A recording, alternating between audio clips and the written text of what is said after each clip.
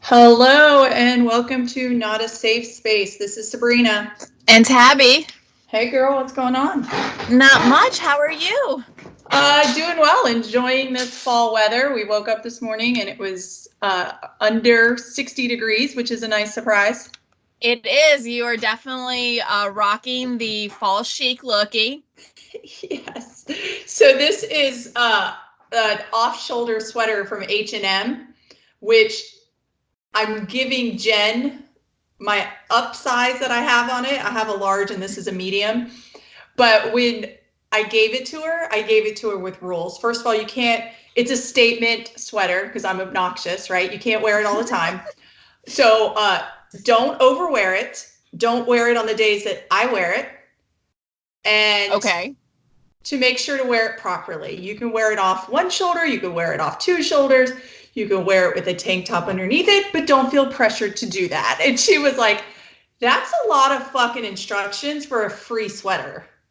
Well, I just have to say you left out one important rule. What's that? That she cannot wear it with holiday themed leggings. Oh God. Yeah.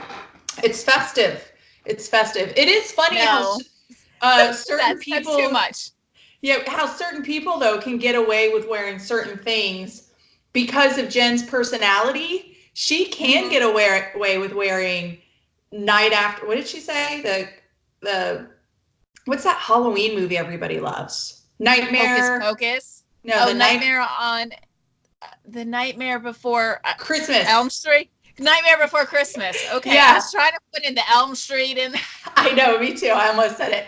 So, she can get away with wearing stuff like that, or certain people can. But if I tried to be cute, people wouldn't fucking buy it.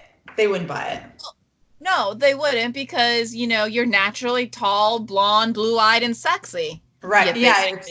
Yeah. Right. Yeah. Yeah. God, poor me. I'm 5'9" and blonde with blue eyes. I mean, what a terrible life. Oh, it's so horrible. Right. So fucking obnoxious. So somewhere someone wants to be you. Yeah, or they want to stab me in the eye. Yeah, well, maybe that too. They might want your eyeball. You never know. Right. I really try to post really real pictures all the time of what I typically look like. And that's why I do say I'm a basic bitch, because I like the basics. So I might wear this sweater for half the day and then I'm going back into a fucking tank top at some point and jeans and nothing else. And that's normally what I look like every day. Well, it is Florida, so our falls and winters are in the morning. It's like, oh, it's nice and crisp, and we get to put on these fun, warm, cozy sweaters, and then by noon, you're fucking sweating like a whore in church, and you're stripping your clothes off, and yeah, it's bad. Yeah, I mean, do you have the problem when you're getting ready and it's just too hot to wear our winter clothes? So like when I got dressed today, yes. I brushed my teeth and did my makeup and everything without a shirt on because it's too fucking hot to move in a sweater. No, way too hot. Yeah. Oh my God, I can't stand it. I was like, turn down the air. I yell at Nate for taking a shower. Like, why do you have to take a shower while I'm getting ready? It's so fucking hot in here. Like my man stash is sweating, and then you're gonna mess up your makeup. It's disgusting. Or my case, from all the heat, my hair falls flat, and I'm like, fucker, I spent 20 minutes getting this bitch up, and now all of a sudden it just went. Rrr. Speaking of, though, I love your hair. Yeah, thank you. It looks really good. So I noticed it lost. Cropped off. Yeah, it looks good. I like how it looks super straight and sleek, and the bangs. I like it. It looks good. Did you change the color? No, I just got rid of the grays. Well, it looks good. It looks darker, I think. It looks really good. It tends to get darker when she first dyes it, and then it fades out. Now, Dion told me, he goes, I love the cut. It looks gorgeous. He's like, but the color, it's kind of washing you out a little bit. He's like, you need more like a dirty blonde with some highlights. No, I disagree. I think this looks sophisticated. I think it looks older and more sophisticated. I don't know if I want to look older. No, I'm not in a bad way, but like No. mature and sophisticated rather than, I think it's a perfect winter color. Exactly. Summer, I can let it bleach out. Yeah, and I think because I asked you the other day if you did something to your eyebrows, I think it darkens up your eyebrows too. So then it really, I don't know, it looks really good. I like it. I think it looks great. And it's framing out your face well. Yay, and that's what I wanted, because I didn't want that, like, fat face look. No, your face looks thin as fuck. Yay, I love that. Yeah, now it looks good. I can get my ass to be as thin as fuck. Right. Don't lose that ass. No, just a little bit. Right. So, any housekeeping? I think we're pretty much up to date on everything. Of course, we're on all platforms. We are. I did listen to the episode that dropped this past Monday, and God, I'm so bad with the English language. Why? So what did you say bad. this time? Enunciate. Enunciate? Yeah. Enunciate? That's not what we said. And when I say we, I said it. I questioned myself. You agreed with it. And that doesn't mean I said it. And then yesterday we were having family game night and somebody said pronunciate or pronunciation. And I said, I'm pretty sure I fucked that word up on the podcast. And Amara said, you did. I was like, oh.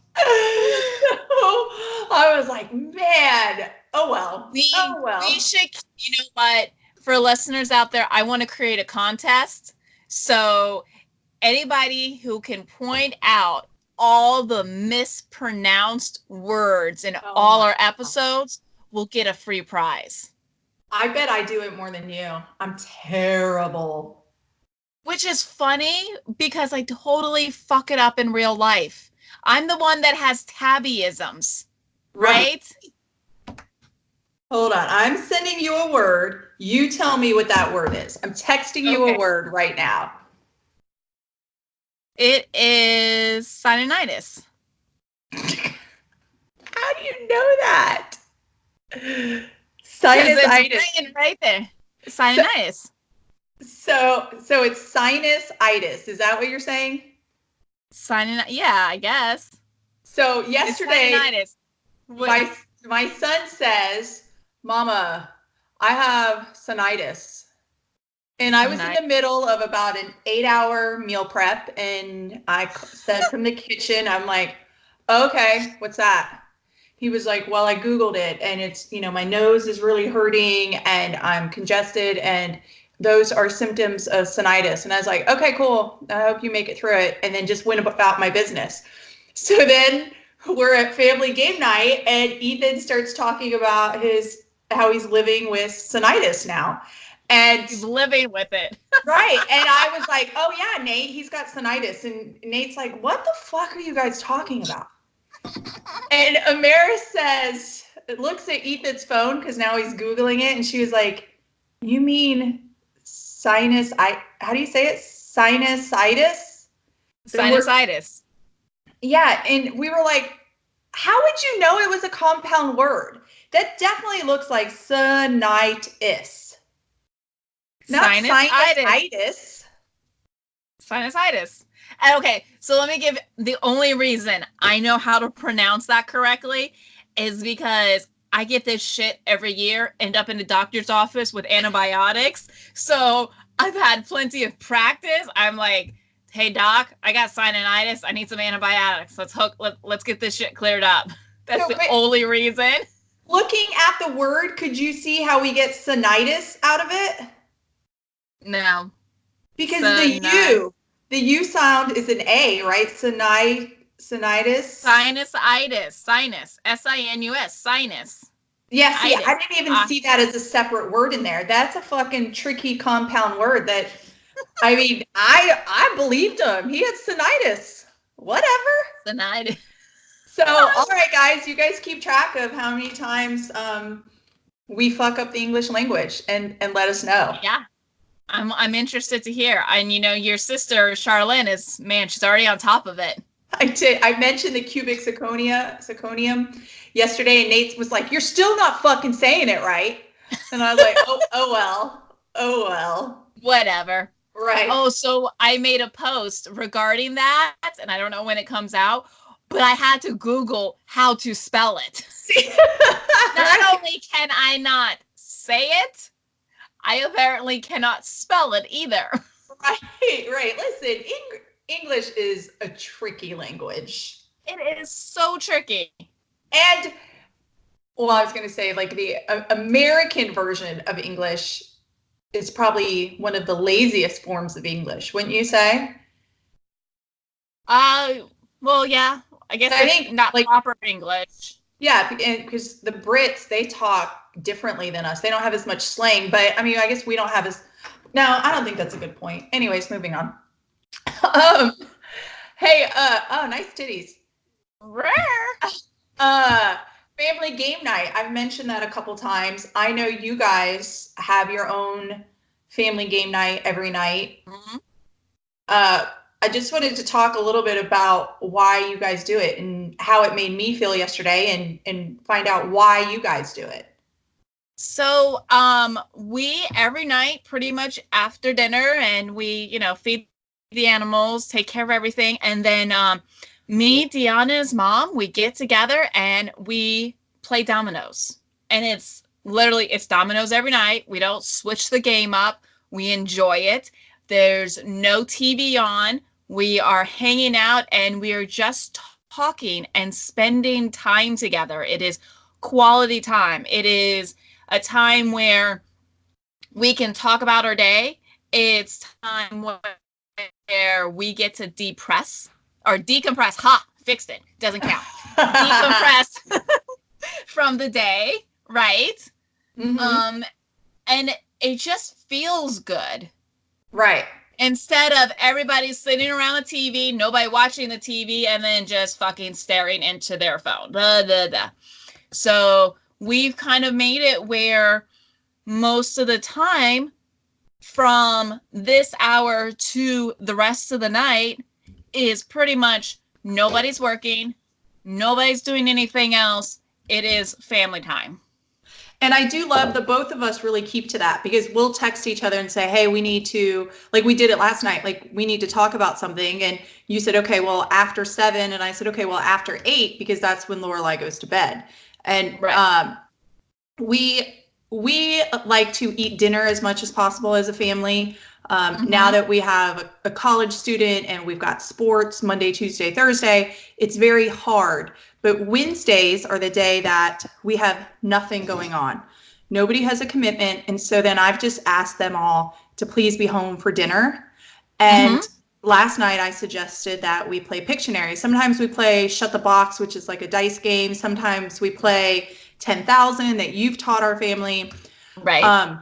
Last night we played Pictionary and Amaris came over, which was great. And we split it. We picked out names out of a hat or out of a bucket. And so then it was like 3 against 2.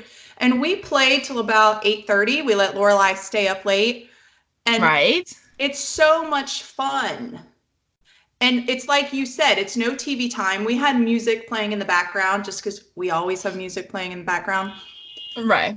But we just had fun enjoying each other and drawing and laughing at one another and laughing at ourselves and working as a team. And I love, like last night, Amaris and Nate and Lorelai were on the same team. And Amaris said the other night she didn't think that Nate could speak like the first 6 months because he doesn't talk. He doesn't. Right. And until he really like gets to know somebody, like he won't. So I'm really happy they ended up on the same team together, because then they had to talk to one another. And she was like yelling at him and they were both very competitive. And it was so cute. And Ethan and I were laughing and enjoyed it. And it was just great family time. And then Lorelai went to bed and the 3 of us watched a movie together. 4 of us. Nate was somewhere. So it was fun. Yeah, Nate was somewhere. But I read an article, and maybe it wasn't an article, but just a post on Facebook, that like family game nights are kind of compared to family dinners, because what you guys are doing is basically sitting around a table and and it forces you to put your phone down, right, and talk to one another.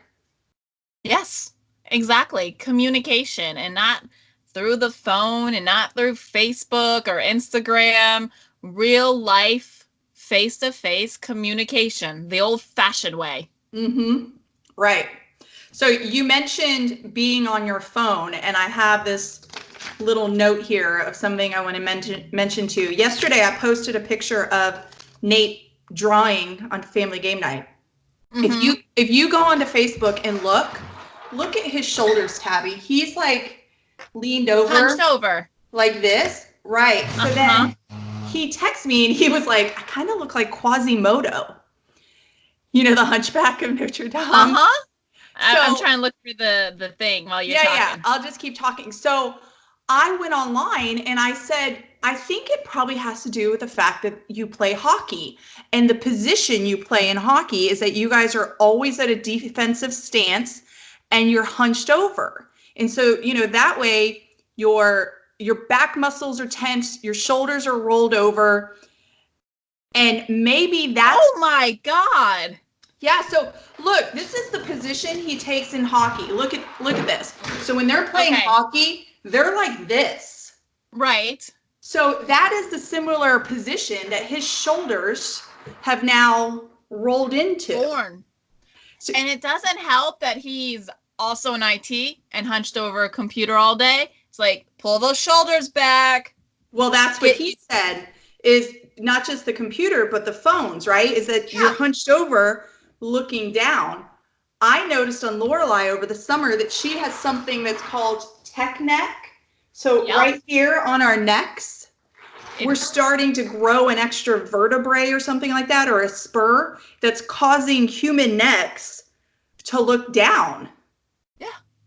Have you noticed that on yourself at all? Not on my, so I'm pretty well aware of what I do when I do it. For a couple of reasons. One, I did ballet. So for many years. So I know what the proper position is and how my body feels. Now, mind you, I prefer to be down here because it's more comfortable. Right. And then my grandmother also did something to me when I was younger that helped straighten out your back. You take a broomstick and you weave it behind your arms, and it makes you stand up straight and walk straight. And you hold it there because there's nowhere to go. Right. How long would you do that for? She would make me do it when I was with her, like 10 minutes. Yeah. Well, I went through this morning onto the different hockey players on my friend's Facebook page and looked at all their backs, and they all have it. All of their shoulders roll forward. Right. And Nate found, at first he thought I was just bullshitting and that I was making fun of him, but he found an article where it says that hockey players, and hockey is one of the only positions, because offense or defense is the same position, right? Like in baseball, they get down, but it's only for seconds at a time. Hockey players, it's their full position for 40 years. They've now created hunchbacks, humpbacks. Yeah, or a hunchback. Oh, either one? Okay, good. Yeah. So, he needs to go to a chiropractor.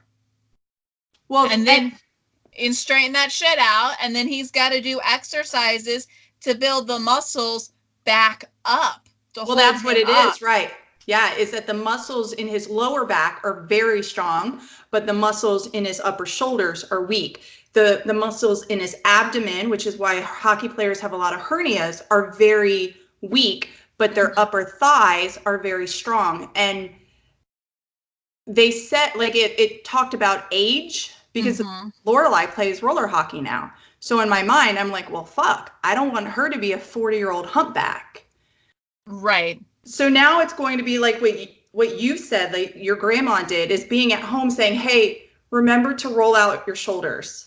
Yes. Remember to sit up straight. Correct. So it has to be, you have to understand hockey is only going to work certain areas of your body. It's not an entire workout. So you have to compensate the other areas to make sure. So like the abdomen, the shoulders, and you look, I know a lot of people don't like ballet or, whatever, but that is one of the best overall total body workouts you could ever do.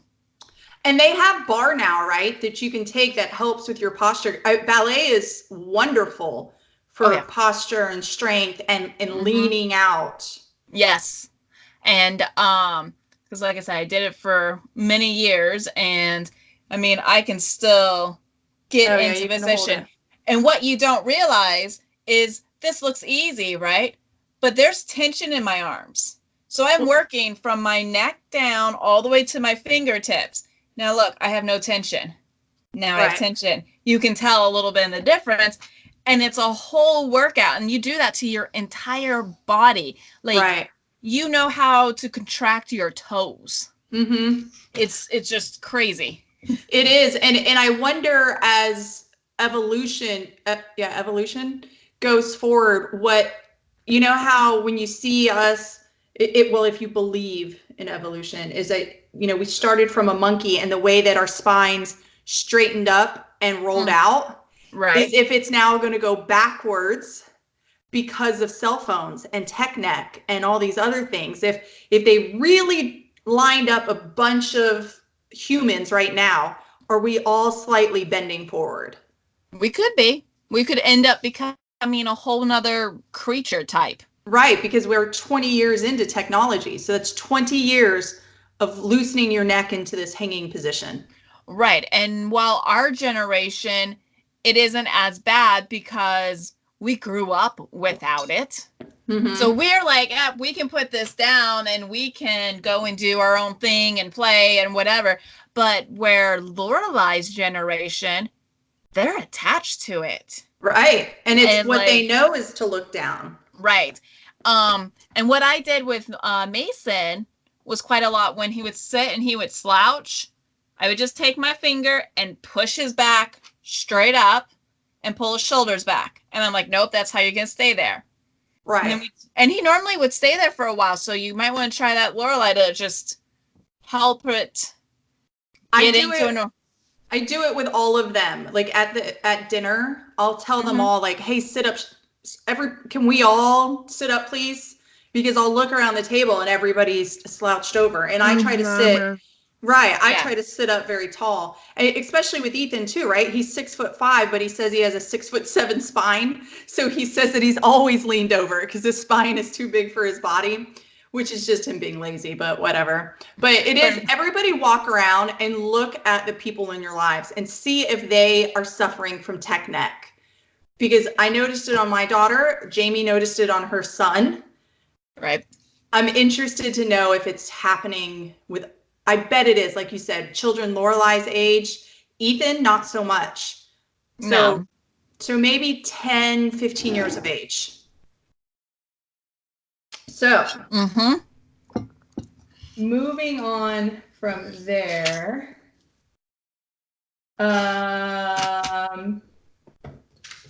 Hold on. Sorry, I was getting a text message that Lorelai is not being a nice person today at school.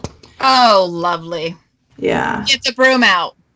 Yeah, right. I don't fuck around with that. As much as I was a bully as an adult or as a kid, you had it right as an adult. Yeah, I don't allow my kids to behave like that to their friends. It's not a good look. And I told Lorelai the other day, if you're going to be a mean girl, I'm going to beat your ass. Nice. I'm going to show you what a mean girl is. Right. Like we don't treat people like that. So going on to that, let's talk about this topic that I have for today, which is forgiveness. Okay. Are we forgiving the mean girls? Well, so I made her look when I got, the mom reached out to me and said, apparently this happened today at school. And I immediately turned around and started talking to her. I never side with my kids, ever. No, I'm going to believe the other person because I also know my kids, right? And I've seen her do this before. So she, right off the bat, tried to say that she didn't do it. Of course. And so I'm like, well, we're not doing that. Let's just skip that part and know that mama knows, and I know the conversation. So let's get to the why you thought this was appropriate. Okay. And after we got to the why, it was, okay, don't ever do that again. Right. And then also I asked the mom, I said, what's your phone number? And it was 9 o'clock at night. And I made Lorelai call the little girl and apologize. Good. Because that's what you're supposed to do. You just don't brush it off and act like it's not a big deal. I want my daughter to learn how to say, I'm sorry. Right. I was wrong. Right. None of this entitlement, mommy's going to get me out of trouble and I don't have to be held accountable for my actions bullshit. Right. And also how easy forgiveness was, right? Because the two little girls said their piece, like Lorelai apologized and then she accepted her apology and then, hey, let's be friends and move on. And how important that is for us to carry into adulthood. Yep.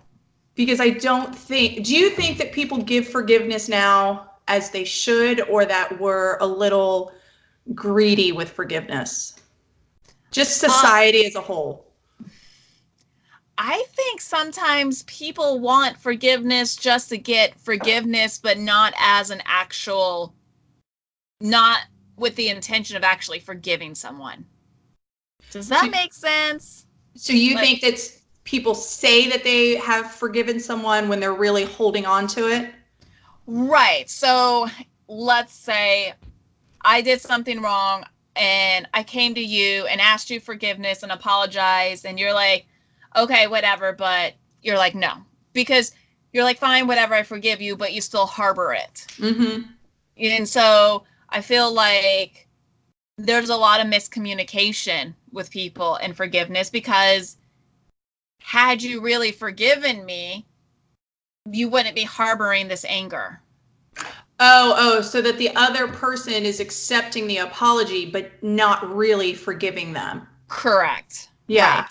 I could see that. And I think that when you fuck up, that's kind of the consequence of what happens, right? I mean, you have the right, just like in this case, or if I did something to you, it's my responsibility to ask you for forgiveness, but you can choose to accept my apology, but it changes things, right? No matter what. And people, so I have friendships that I even have now that it was a big deal. It was a life-changing incident in my social structure, not in my true life. I mean, let's be real. My kids are okay. My husband's okay. But in my social structure, it changed things. Right. And I have forgiven them, but I still think about it. And I haven't forgotten it. And someone's at the front door. Someone's at the front door. Where's your dog? Why is Link not barking? Nope. Your guard dog sucks. Although he's freaking adorable. I know. Yeah, he didn't move at all. So I haven't forgotten those items, though. I'm not mad about it, but it makes me cautious of certain things. Okay. Right? It makes me cautious of fully committing to these people as friends, even now, because it makes me think, okay, well, this is possible. If betrayal happened once, right, it could happen. It could happen again. Right. Again. And you don't want to be a fool, right? Right. It's forgiveness is a hard and tricky thing. Mm-hmm. Because, so if someone has hurt you or wronged you, being able to actually really forgive them and move on is a very hard thing for you, because you're hurt and your emotions are wild. But if you're the person who's done it, you kind of want, okay, I said, I'm sorry, I feel really bad. Can we just kind of move on? And, let's kind of pretend this never happened. So it's like two sides of the forgiveness. Right. And I think that I do agree. I've read somewhere that like forgiveness is for yourself. So if somebody comes and apologizes to me and I'm still holding on to it, then I'm doing more damage to myself. Right. Which I agree if you're still holding on to the anger side of it. However, if you're doing it as a building block in lessons, I think it would be foolish not to do that, right? Because until there's rebuild of trust and history with that person that has asked you for forgiveness, Mm-hmm. it would be dumb just to say, yeah, come And give me a hug, buddy. We're all good. good. Right. You fucked my husband, but I'll hug you. Right. It's okay. So that is, I wrote to you and I said, who's the person that you've forgiven the most? Mine is the person that slept with my first husband. Right. We are friends. I've texted her about personal questions that I've had, nothing to do with our ex-husbands. She's not married to him either, but we both had similar things over the last 15, 16 years. And we're friends now. Right. And my family and her family were a little harder on the forgiveness part because they were well aware of the things that we were doing to hurt one another when the divorce and affair and all of that went on. And people think it's weird that we're friends, that I could be friends with her, that I go to birthday parties at her house with my current husband and that I would trust her. I don't think she's a bad person. I think that she was fed some stories from a person that was not a good person. Right. And what I do know is that she was really good to my kid during this time when my ex-husband and I were fighting against each other, not thinking about our kid. Right. So how can I have hatred for her at all? Right. Because she was like, okay, I realized I came in, stepped in, did something bad, but now I'm here, right? And I see what's going on, and I'm going to be helpful to this kid.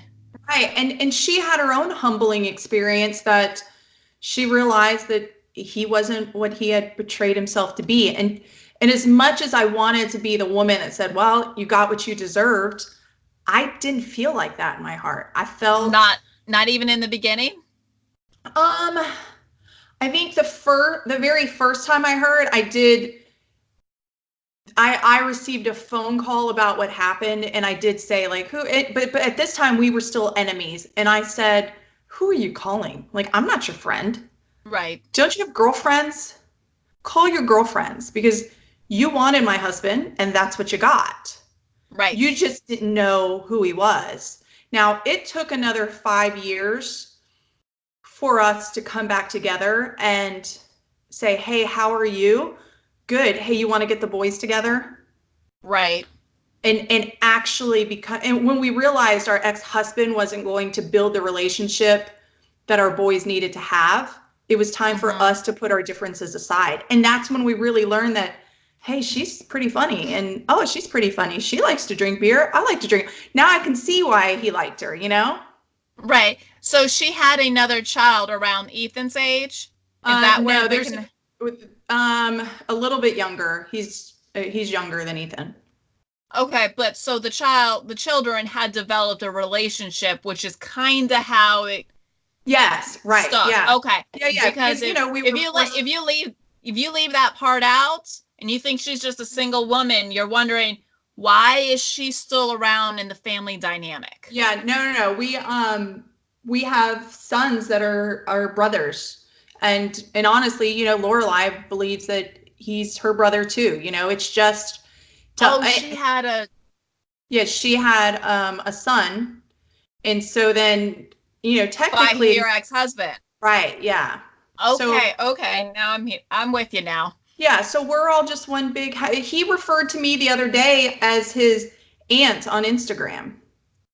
Like it's this is the way it should be, and this is the way that it truly is the one person in my life that I've forgiven, and I trust her. I would trust her with my kids. I would trust her next to my husband, and I want nothing for the best for her. Right. And that's really awesome that you guys are able to do that. And people who are like, oh, why are you blah, blah, blah. It's bigger than he just cheated on you with some random woman. I mean, she had a child by him. It's a family at this point. Right. It's Ethan's half brother. Right. It's And family, and you can't deny them to be together. right. And it like I said, it was strange that it was harder for our extended families to forgive like my sisters and stuff when they first saw her at, say, like Ethan's 13th birthday. All of them were like, ooh, what is she doing here? With their hands up, because they didn't know her, right? And the same thing when Nate and I went to her son's birthday party, of course her mother was like, ooh, this is the lady that just hurt my daughter verbally a few times. Like, we're just going to forgive all of this and act, and yeah, we are, because guess what? We're okay and our kids are okay. And this is the best thing. That's awesome. I think it's the one person in my life besides my father. And this goes to what you said of my father had a heavy hand and a strong mouth when I was a child. And my youngest of sisters did not suffer at the same punishment that the rest of us did. And to me, that was a changed pattern. Mm-hmm. That he realized what he had done was not okay. And he actually apologized to me. I can remember, and I think it was 3 different occasions that he verbally, as a grown man who did not have to do it, said, hey, I'm sorry for this occurrence, and it's one of my biggest regrets in my life. And he stood by that. Right. And actions, to me, equal forgiveness. Now, unlike, say, the counterpart, my mother, who is, I love her. However, her apologies come with the same followed actions. It's still, hey, I'm sorry, but I'm going to keep doing it over and over and over again. Right. So at that point, is it really I'm sorry, or is it just an excuse? Right. So you might accept the apology, but it doesn't change the true way you feel, which is to be on high alert. Right, because nothing's changed after the apology. An apology is just words if there's nothing behind it to change. Right. Yeah. What would you say, do you have anybody in your life that you've just largely forgiven? Not really. I would say I had the very similar situation with you as your father. My mother was extremely strict, little, heavy-handed if needed to be, right? And I think what happened was I moved away, and we really fought when I moved away. A lot, actually. Yeah, I have to. Yeah, we fought. We fought a lot when I came out that I was bisexual. She was not very understanding, and we had some choice words to each other. And later in my life, I had to realize that she did what she thought was the best for me at the time, given her certain set of skills. Right. So, and while I was mad at her when I was younger, and because of how I felt, I mean, as she got older, she also came to me and said, I'm sorry for these things. I never meant to. And, and I'm like, I guess in my mind, I forgave her. I never said, I forgive you, per se. I said, no, I understand, because I had worked through it myself. So more or less, it was more about forgiving her, per se, but it was really for me to heal and move on. Right. And so we could build a relationship, because she is very much my way or the highway kind of mom. I'm the adult, you are the child, I don't care how old you are kind of mom. And she also raised me to be very strong and very independent. And when that came back to her, she didn't like it so much. Right. And I I don't care that you're my mom. Respect is a two-way street. Right. And that, I mean, that just sent her off the edge. Mm-hmm.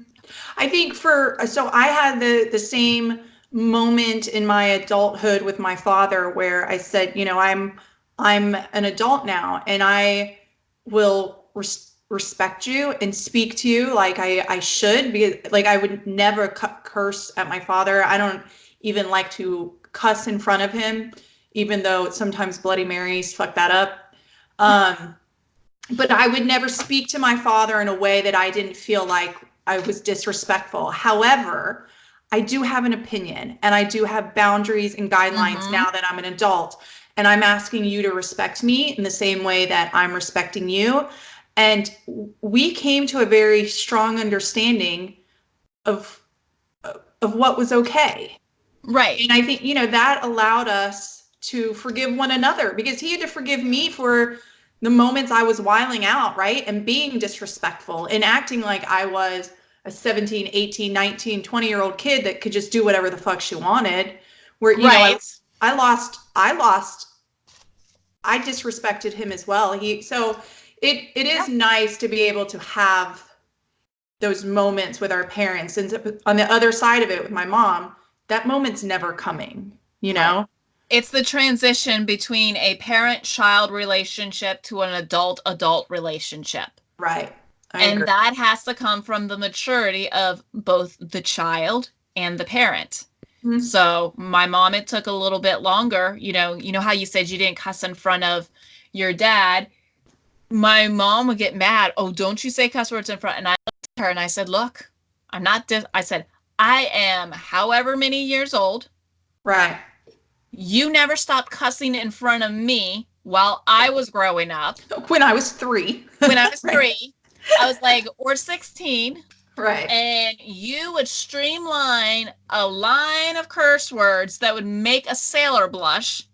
Right. So don't look at me, who now has a bad habit of saying, fuck off, I don't give a shit. Right? And expect me to change my ways. Mm-hmm. Sorry.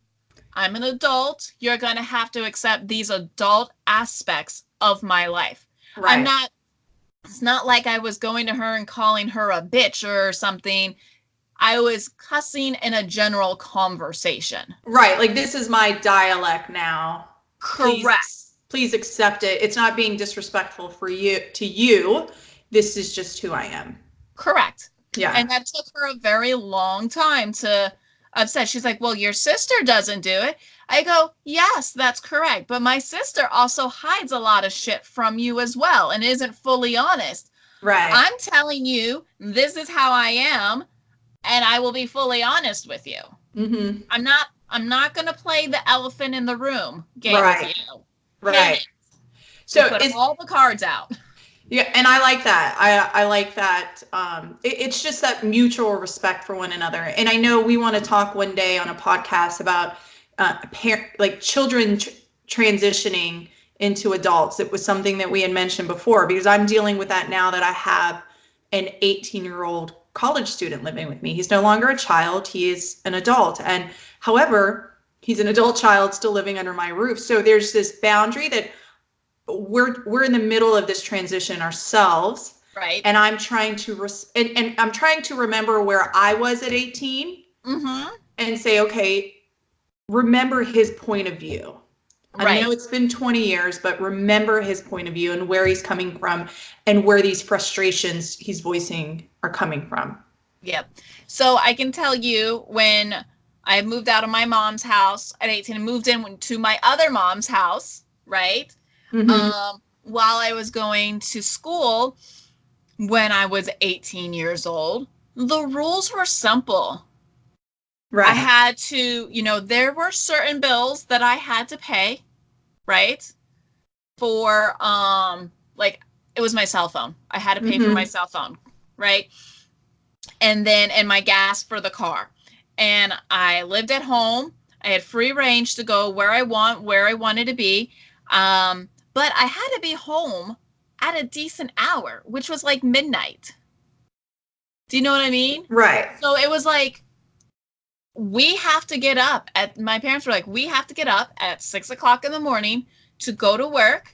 You're not coming and interrupting our sleep because you want to go party. Now, if you want to stay out later than 12 o'clock, you're hanging out and staying the night with a friend or whatever, then you need to call us by 10. Right. And let us know, and those were they were the basic rules. Yeah.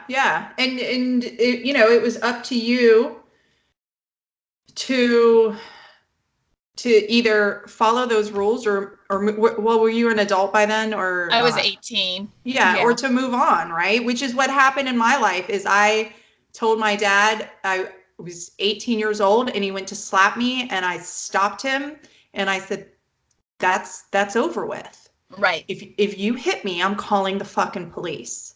And he said, get out of my house. He said, you're 18 then, get the fuck out. And I said, fine, I'm leaving. And I literally never went back.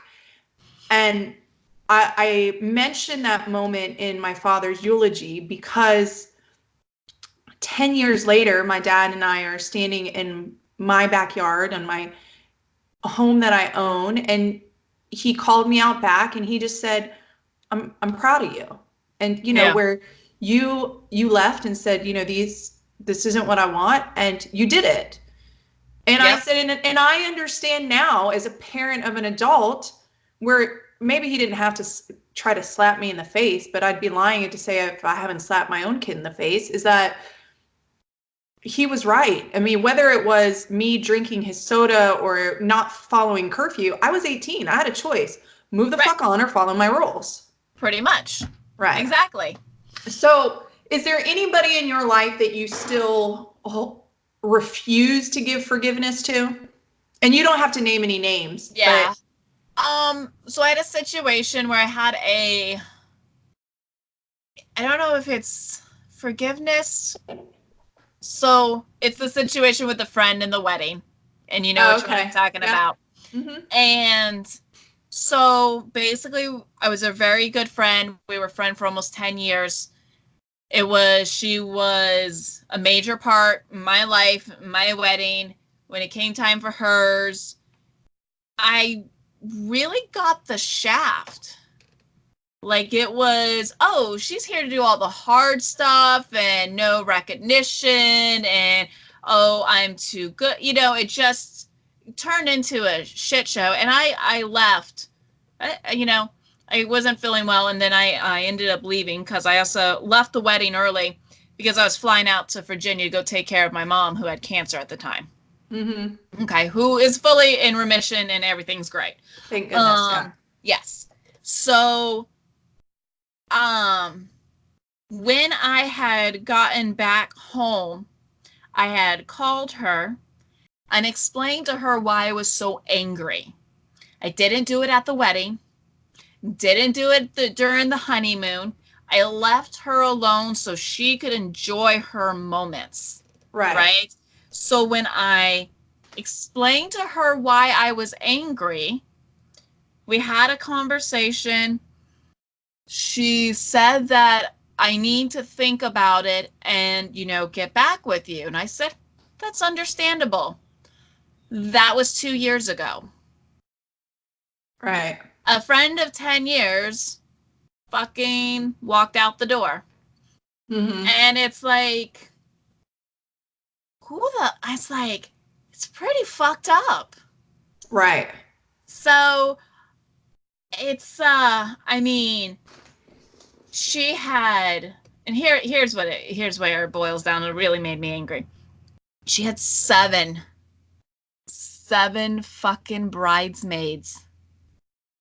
And they were coming out of the hotel room to go to where she was getting married, right?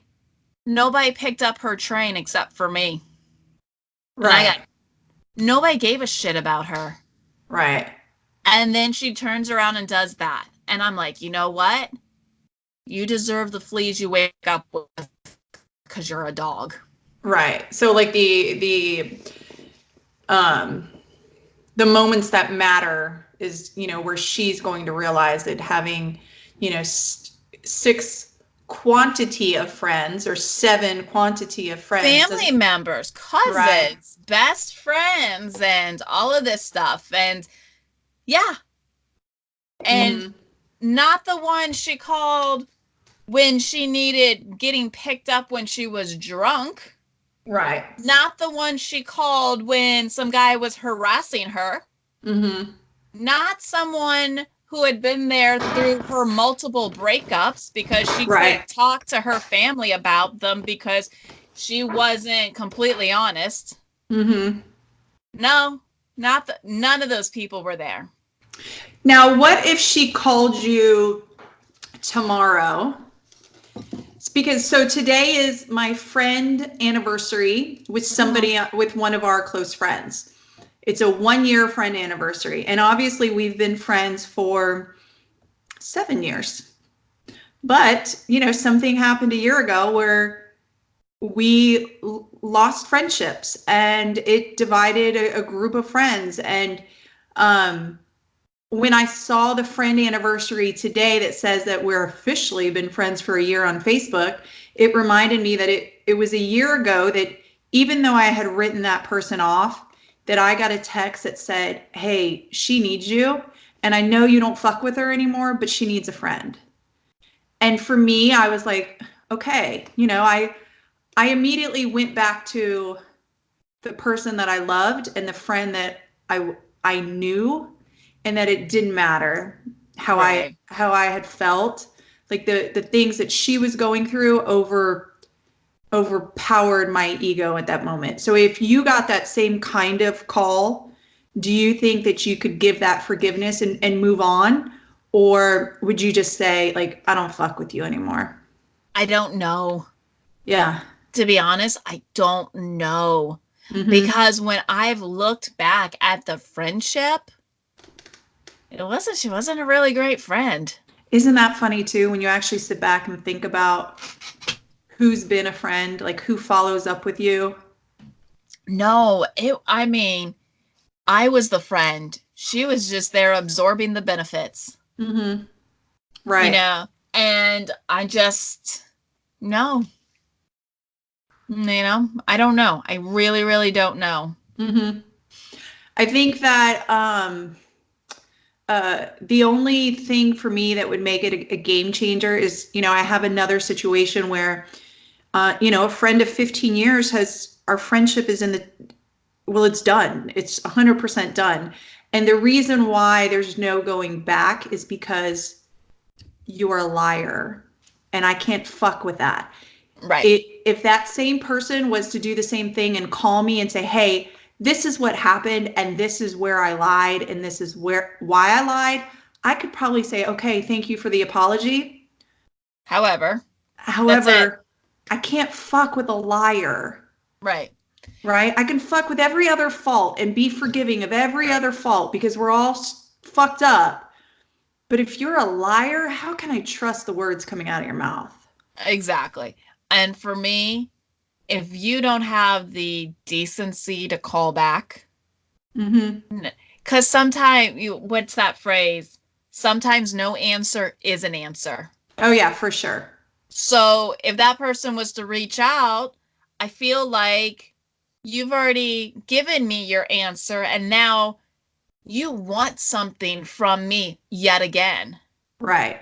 Without offering something. Right.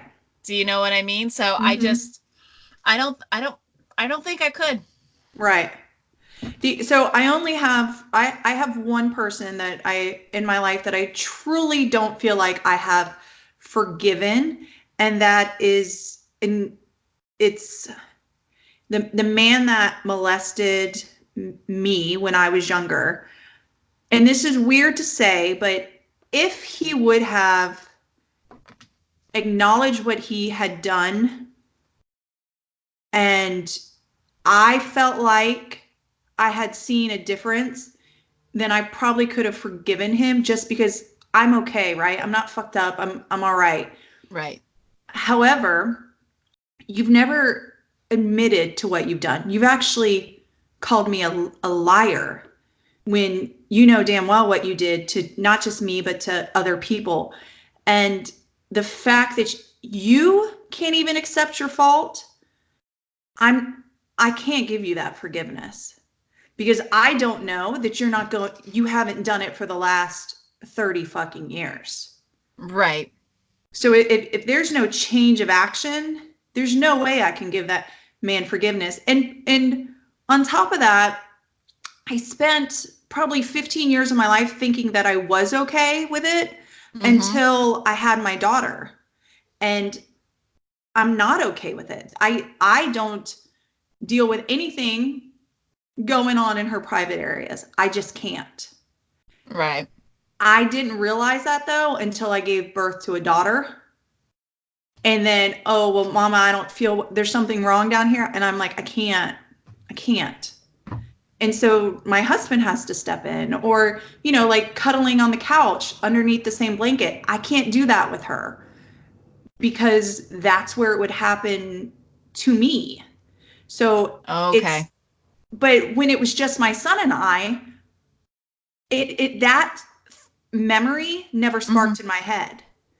As soon as it was a daughter and she's trying to get underneath the blanket with me on the couch, that all of a sudden these memories are more starch and to the front of my forehead, where I'm like, ugh, I guess I'm not okay by it. And because of that, you don't deserve my forgiveness. And I'm not giving it to you. No. The only reason you would forgive him is so you can heal. Right. That's it. So it doesn't even have to be a forgiveness that you actually give him verbally, you know what I mean? Right. But just for you, because it's not about him. Right. That was a big lesson I learned. And anybody that is listening and grew up in Virginia Beach, we all know that we lost a classmate when we were in high school. We were all juniors in high school. And this young man was an ex-boyfriend of mine, and he was taken suddenly from us in this, freak violent accident that just wasn't normal for where we all grew up. And the night after this young man passed away, I was at his mother's house, and we're sitting on the living room floor, and she started talking about forgiveness for the 4 kids that took her 17-year-old boy's life.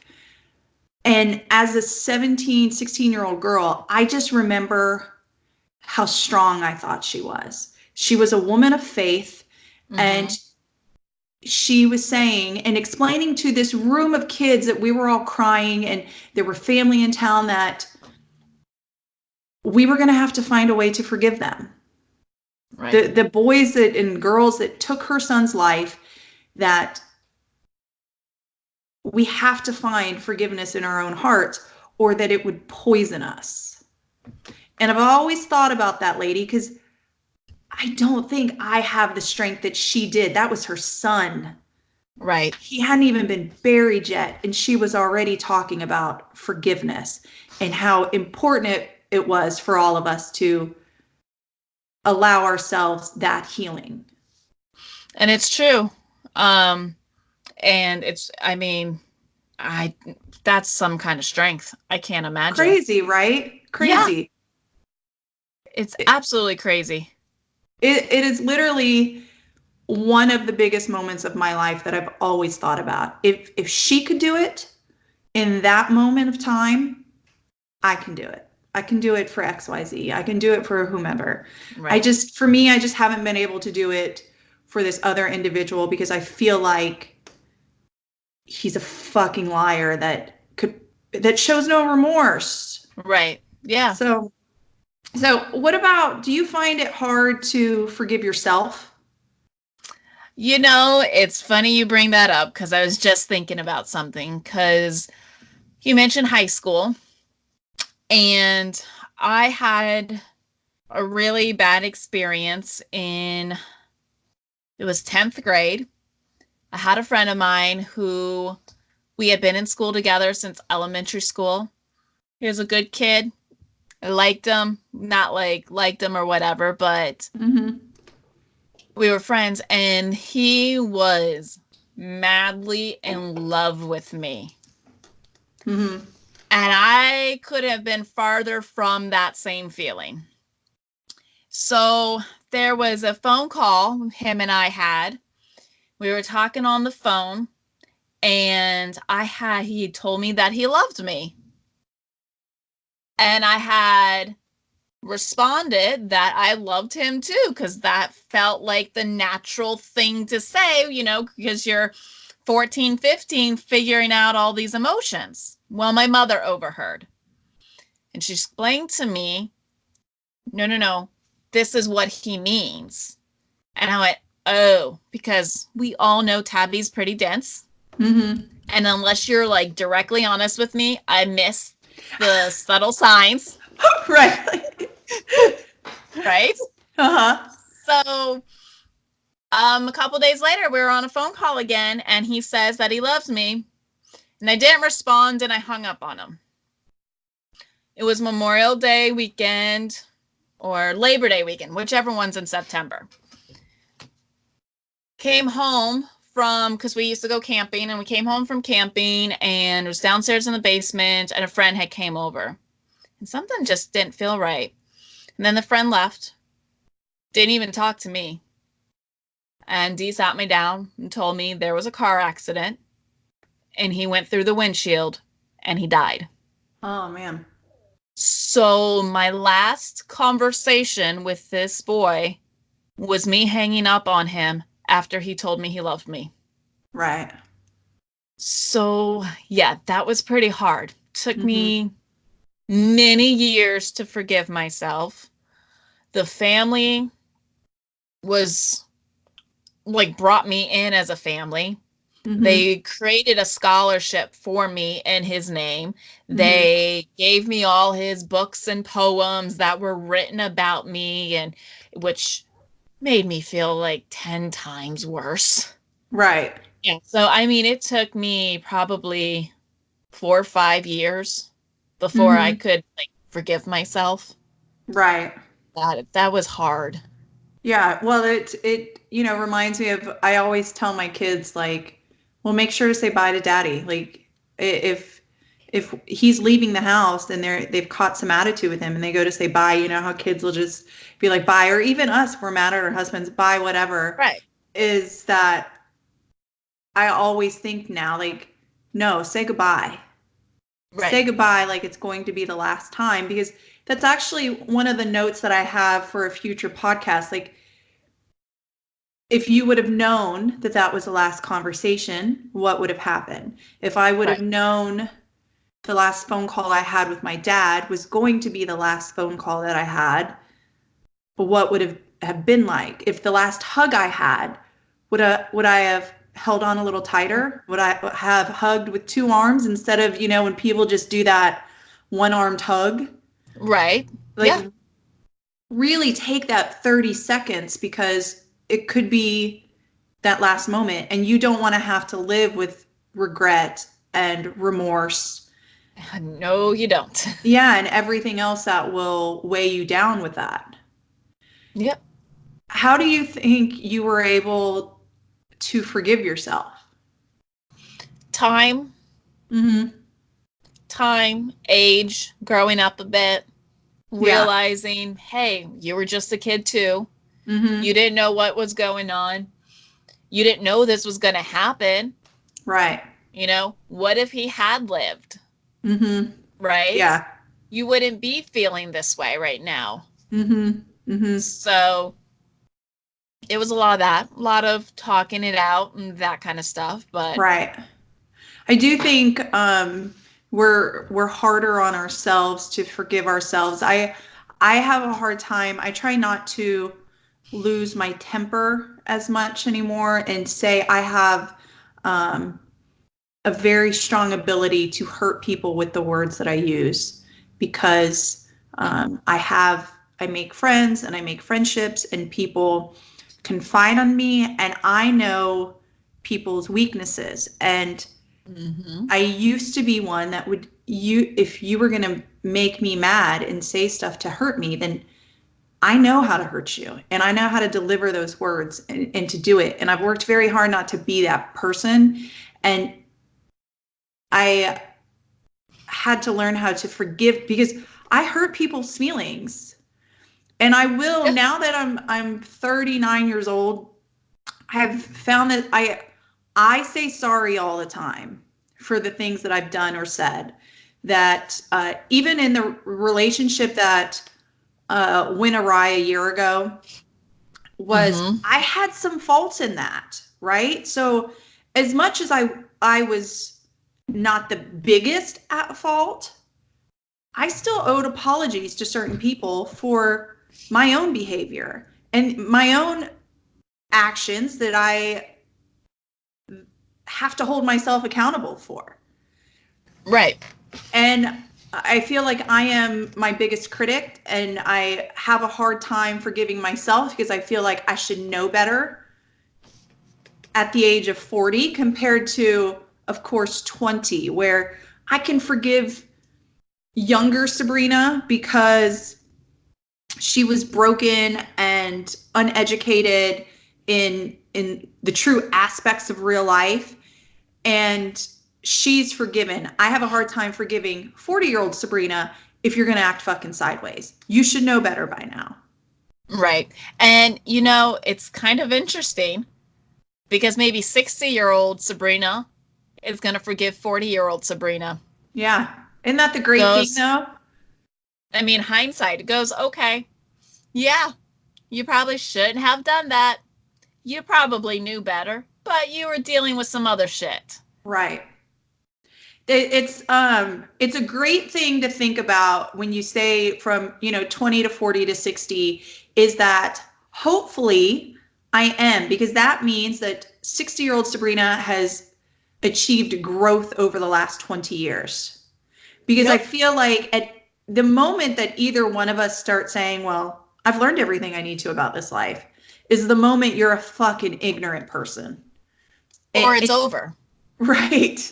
Right. I mean, it's over because you're supposed to always be learning. What was that? There was a saying that Carrie Bradshaw did in Sex and the City, the movie. Your 20s is for going out and partying. 30s is for you to learn the lessons. And your 40s are to pay for the drinks. Yeah. Right. Right. Yeah. There should always be growth through every stage of your life, I believe. Yep. And like, that's why where I am now, mentally and emotionally and maturity wise, not when I'm cussing and talking about sex and all that silly stuff, but just mentally within friendships and relationships, I'm harder on myself now because I feel like I should be held to a higher standard. I'm older, I'm wiser, I should know better. Right, exactly. And that comes with life experience. Right. So had you not done this dumb shit that you were like, oh, I shouldn't have done that, you would have never learned or grown into being who you are today. Right. So sometimes it's a double-edged sword, right? It's like, man, I wish I had done that better, but had you not done that, you wouldn't have learned the lessons you needed to learn. Because sometimes just hearing your parents talk about it and go, you shouldn't do this and this is how you should do it because they're giving you their life experience, you're like, well, that's not going to fucking happen to me. Right. I know better, but then you go out and you do the exact same thing. Right. And I think that makes a big difference in the way that we've parented Ethan compared to the way that my parents parented me. I know more about my parents now than I did as an adult or as a child. I wish that my dad had been more open to me about his own childhood, because as an adult, it makes sense, right? He was physically abused. He was an orphan and went through terrible things that's how he learned how to discipline, right? But as a kid, I just thought he was this terrible monster that was grumpy. As an adult, I understood and I sympathized with him and for his own journey, and then was proud of the fact that just like 40-year-old Chuck, 50-year-old Chuck, 60-year-old Chuck was not the same man that raised me, because he learned and he grew. Right. And he had different demons to overcome. Right. And when you have a life like his, you're not raised, you're jerked up. Right. Okay. Yeah. Yeah. Yeah. When when you have that kind of hardness that you had to have for survival. Yeah. For survival. The whole being overly lovey and dovey and sympathetic and sweet is not something you're used to, you're accustomed to. It makes you very uncomfortable. And the reason why you're so hard is out of love. Right. Right? But there's no other way to express it. Right. And it reminds me of what you just said about there was a Red Table Talk about forgiveness that's about a year old or 8 months old. And she was talking about her own father who had drug addictions. Mm-hmm. And she said this, and this was Jada Pinkett Smith, said that she had to realize that her parents, their journey might not have been that was her father. His journey might have been his struggle and his addiction and whether or not he overcame it. And she had to separate him from being her father to him just being a man trying to get through the next 80 years of his life.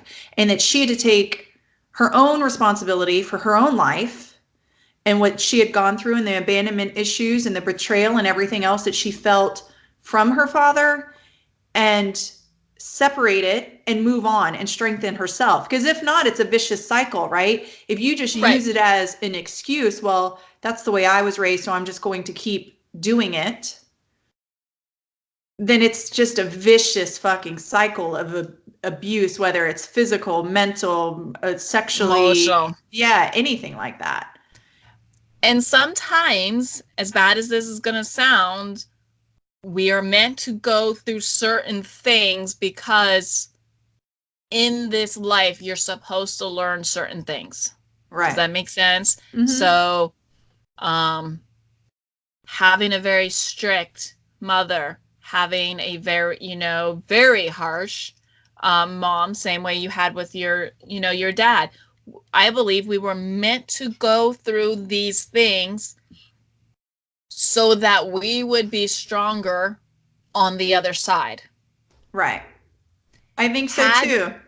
I mean, had we had this family, and I'm not knocking this in whatsoever, but if we had the 2-parent white picket fence house, 2.5 kids, perfect facade on TV life, which, every family's got their problems, we wouldn't have been the same. Right. Yeah, I agree. I absolutely agree. And so I had messaged or sent you a screenshot of the brother hugging the lady that was found guilty, Amber Geiger. She was found guilty of shooting his brother and sentenced to 10 years in prison. Yes. And okay. When they make the survivor statements on behalf of not the survivor, he was the victim. Yeah, the victim statements. The brother said that he wanted the best for her. He made a statement to the lady that was found guilty, and it says, if you truly are sorry, I know I can speak for myself. I forgive you. And I know if you go to God and ask him, he will forgive you. Again, I'm speaking for myself, not even on behalf of my family, but I love you just like anyone else. I'm not going to say I hope you rot and die just like my brother did, but I personally want the best for you. And it goes on to say that the courtroom was crying and sobbing. And when this happened, I saw this all over Twitter of people saying that he was a weak man for forgiving her. You know what? I'm so tired. I've been on Twitter for 5 days now. People are fucking mean. Mean. You guys. So pathetic. It's like, Oh my God. People are just, they're cruel. Right. Not even just this, but about everything. And I'm like, why? Why are you so angry? Why are you so mad? I'm like, this is just ridiculous. I mean, I could put out a happy post that says good morning and someone tell me to go fuck off for no reason. I'm like, eat a bag of dicks. Yeah, Twitter is terrible. And it's literally filled with keyboard warriors just looking to argue or find the negative in something rather than seeing first of all, the strength in this young man. For them just to call him a pussy and that he's a weakling and he's bowing down to his master and all this other stuff is that. Oh, good God. Bowing, really? Yeah, I heard that Bowing on a down to his podcast. master? Yeah, I heard that on a podcast called Sibling Rivalries today. He referred to the judge as bowing down to his master, the fact that the judge even hugged the woman, because that is a strong fucking moment. It is a strong moment to be able to say, like, you did this, you're found guilty, but there's still a human connection, and that's okay. And let's talk about what a true man that young man was for being able to understand forgiveness instead of the world calling him a pussy for it. You know what's so fucked up? And you know what? The world's calling him a pussy, but he is the most mature, emotionally mature man ever, because the rest of the family is condemning her and is angry, and all they're going to do is torment themselves. Yeah, and that anger it'll rot your soul out. Yeah. Yeah. You know, and I understand grieving. I totally understand grieving. I mean, that's somebody's child. Right. So I'm not saying that they've got to go up there and fucking hug her. Mm-hmm. You know what I mean? That's their choice because they're angry, and I understand that, and I can sympathize with that. But these fucking people on Twitter who've got no skin in the game, shut your fucking mouths. Right. Yeah, I agree. I like what you just said. So on the family side of it, you process your grief how you need to. There's stages of grief, and maybe he was further along in his stages of grief. But for the rest of us outside with our opinions, respect the man for where he is in his grief and his strength and ability to forgive the person that killed his brother.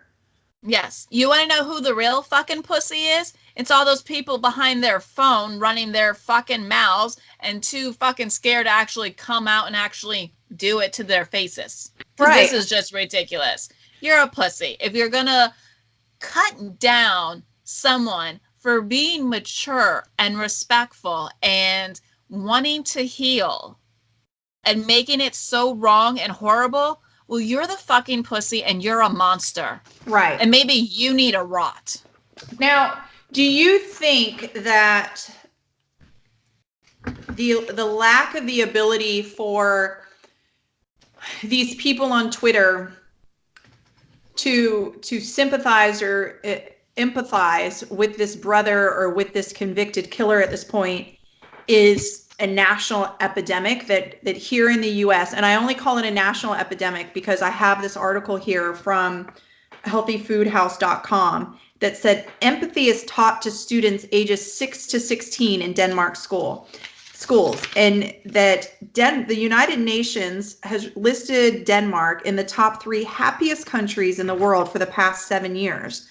And that in Danish schools, from elementary school forward, empathy is a class that is taught. Empathy is a class that is taught, huh? They teach empathy to their students to understand that everybody's coming from an emotional state, that we won't get anywhere by dividing one another, that we have to learn how to understand one another and work together. And because of that, they are in the top, 3? I said? Top 3 happiest countries in the world. Okay. So Let's also talk about how fucking small Denmark is. Right. Okay. Okay. That's a huge thing. You're talking about a fucking walnut to a watermelon in size wise. We cannot expect our government to teach empathy. Empathy is supposed to come from the home. When the home is broken in any facet, right? It's not going to be taught. So do you not think then at school, because I disagree with that, where I think that, at school you used to be taught a well-rounded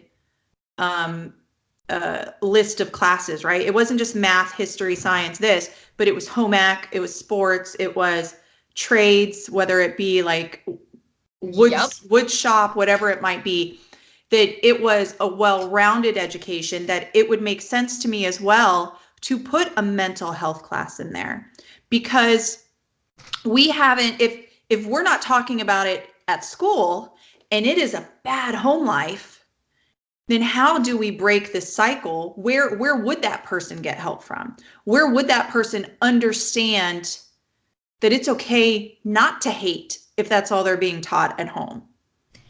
And I understand that. However, right now, I wouldn't want our school systems teaching empathy, because our school systems don't even teach our history correctly. We're taking down statues because we don't like the way they lived 100 years ago or 200 years ago. We are all about safe spaces. We're all about lying about our history and avoiding it and rewriting it and not telling the truth. So do I want them teaching emotions to our children? Fuck no. No way.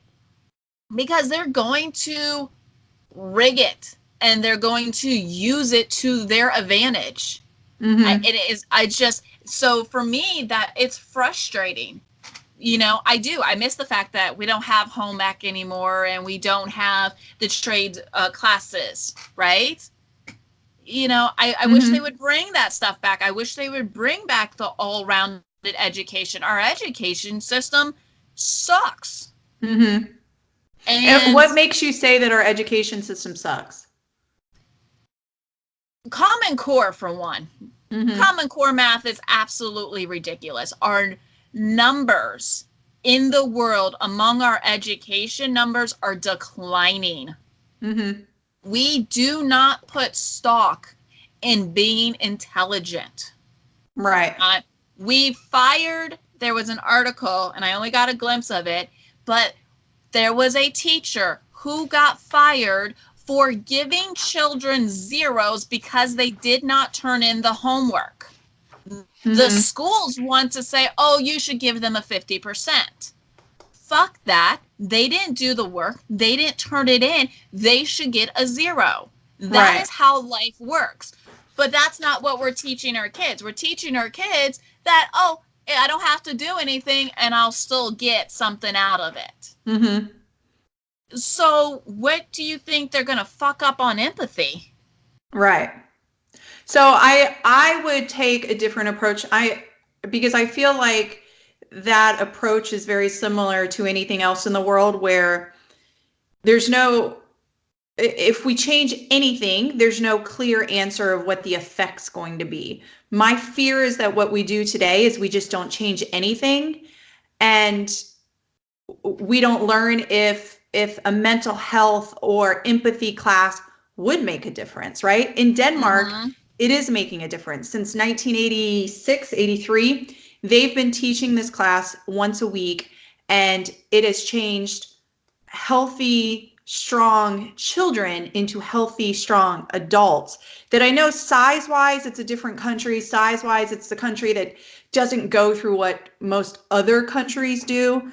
But to be out of the top 3 out of a very big world we live in says a lot for what they're doing and how it's working and how it's teaching that. I would rather try than not try. If a kid can get something from that class, even if it's the littlest thing, to be able to look at their neighbors and say, I understand why you're different, and I'm okay with that. And I get that point, but there's something you said that was very important in that statement was it already took healthy, well-adjusted children and turned them into healthy, well-adjusted adults. The problem we have is that a lot of our children are not healthy and well-adjusted because we have a lot of broken homes to begin with. Mm-hmm. And my fear is that if you start teaching an empathy class, you're going to teach them to be empathetic to group A, B, and C, but this other group over here, no, we're not so empathetic to them. Yeah, well, the classes in Denmark aren't like that. It's not, it's universal. Universally as a team, we get a better success no matter how different we are. That you know what you said about, well, if they have a broken home, and they're already broken, like, you know, children today could be, is that if we just have nothing, if there is nothing, then what hope does that child have? I agree with that. I really do. We need something, but right, because then I find like, I agree with you, but I don't believe it comes from our government. I believe it comes from our society coming together as a community and taking care of these children and implementing programs to help them and all of this sort of stuff. But we as Americans need to come together and do it and not rely on our government. Well, we're relying on our well, then I would say that you're almost agreeing, even though you're saying that, you know, of course, attaching the government to our school system is that our children spend majority of the time in school. This is the only time that they are focused and without cell phones or TVs.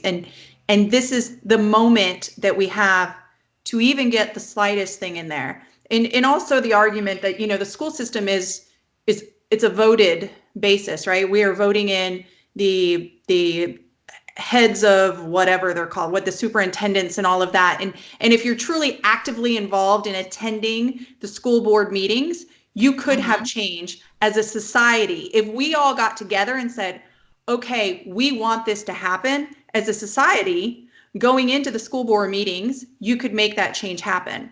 I also think that it's a parent's responsibility to take what those children are learning for 8 hours, because like you said about civil statutes, I agree with that. With Lorelai came home and told me that the Confederates were the bad guys. And I said, who told you that? And she said, my teacher did. And I said, did she also tell you that the Confederates were Americans? That they were, and she said, no. And I said, they were American soldiers. And there were American families that grieved their loss. And some of them didn't have a choice whether or not they were fighting in that war. And some of them were fighting for something that was not about color, because that's not truly what the war was about. Is it the end result? Yes. But they were still American soldiers. And they weren't the bad guy. They just were not the winners of this war. And was what they wanted the best for our country? Probably not.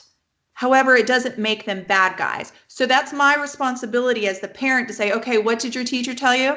Okay, well, some of that was bullshit. And this is what mom and daddy think. Okay, and so this is my point. If that teacher is already instilling an emotional response to the word Confederate based off of her own opinion and not giving her the right information, what do you think they're going to do in an empathy class? I would rather take the chances, though, because it takes a village, right? That's what you're saying. It takes a society. So it does. It's the teachers, the parents, the mentors, everybody involved. Right. But you've got teachers like Lorelai's teacher who isn't doing what she's supposed to be doing correctly. She's instilling She's teaching something that has been approved by our school board. It is my responsibility as the parent then to come in and have conversations with my kids. The problem is most parents don't, right? You don't sit down and talk to them. So like you said, it takes a society, or the old version of it, it takes a village. This lady spends 8 hours of her day with my child. Rather than me just telling her that she's wrong, because I want Lorelai to respect her and understand, she also has to understand that she is teaching something she's paid a job for, and there's other ways to think about it. And I agree with you, and it is the parents' responsibility, but unfortunately, there are a shit ton of parents out there who do not parent their children. They go, oh, it's the schools, it's the government's responsibility to teach my kid. I've got nothing to do with it. So now you've got a generation of, not all people, but a good portion of them, that are believing the Confederates were bad. Mm-hmm. That's it. They were the bad guys. So now they automatically assume Confederates are bad guys without knowing any real history, because there was no parent on the other end to teach them correctly. Right. And that's the problem. So you've got a governmental system that isn't teaching correctly because nobody's participating in it to vote and, that sort of stuff, or double check that they're doing it. And then you've got kids that are suffering. I mean, they're not suffering. I think they're suffering more from the lack of not having a well-rounded education. I would say more that they're not suffering over the fact that, like, Ethan's generation does believe that these statues should come down. What he suffers from more is the inability to emotionally process things, the inability to mentally process things. And I think that's because schools aren't well-rounded. Mental health and emotional health is a huge part of how they become as adults. And if we take a position of, I just don't want the school being involved in it, then we are building broken adults. They might be smart kids, they might know technology inside and out, but I mean, kids today are very smart. I work with a ton of FSU and Gator graduates that are in their early 20s. Yes. And even, listen, my kids, Ethan's friends are very smart. We had a great conversation about the movie The Joker the other day. And where does Ethan go to school? But he goes to a public school. But it's a charter school. That doesn't matter. It's still a public school that gets the same money. Yeah, but he doesn't go to a charter school. He goes to a magnet school. So Ethan is in the public school system. I think kids today, they are smart. The problem that I think that is, as adults, and this is where I would challenge 16-year-old Tabby to come from, and is to remember where we were as kids, and where we would talk and our parents would say, you don't know what you're talking about. You don't know, you're just a kid. There's nothing more that it makes my son mad than to feel like he doesn't have an opinion and that he isn't smart, because that's what we're doing, is looking at kids and saying, well, you guys aren't fucking smart. You guys are dumb. They're not dumb. Their opinions are different than ours. They were raised in a different generation than us. Yeah. And their opinions are different. That does not make them dumb. It makes them different. Agreed. I agree. They are different, but they are missing their real, true history. And if you don't learn history, you're doomed to repeat it. I'm not talking about the kids. I'm talking about the system that's teaching them. We're forgetting history. We're rewriting it. And why do you think history is more important than empathy, than teaching empathy? Who cares about those statues when we're talking about raising well-rounded adults that have feelings for one another? Well, maybe I've been around Dion a little bit too long. Okay? Because it's not get political, and you know me. Well, no, because listen, I agree with you on the statues thing, though. So that's I don't feel like we should change history. That's not what I'm saying. But I feel like you're arguing more about history than you are the fact that we should at least try with our kids, right? Like, Oh, at least, absolutely. I'm not saying that and not we just should we, not be but teaching yeah, not just we as empathy. in parents, but the school systems, sure, give it a fucking shot. I let the school systems teach our kids about sex. My kid came home and thought his sperm was purple. Yes, this is what this school system taught my son. Yes, he was in the 4th grade. I had to sign a waiver. Yes, my son could watch a sex video for 30 minutes. He came home. We did the same thing we do every night. How was school? How was that class? So he told me about it. And then I said, well, do you have any questions? And he sat there for a moment and he goes, so there's millions of them talking about a sperm. And I said, yes. And he said, and they're purple and they're just going to spray everywhere. And I was like, what the fuck are you talking about? And he said in the video, when it showed the penis, and because it had to be animated, it showed the sperm as purple.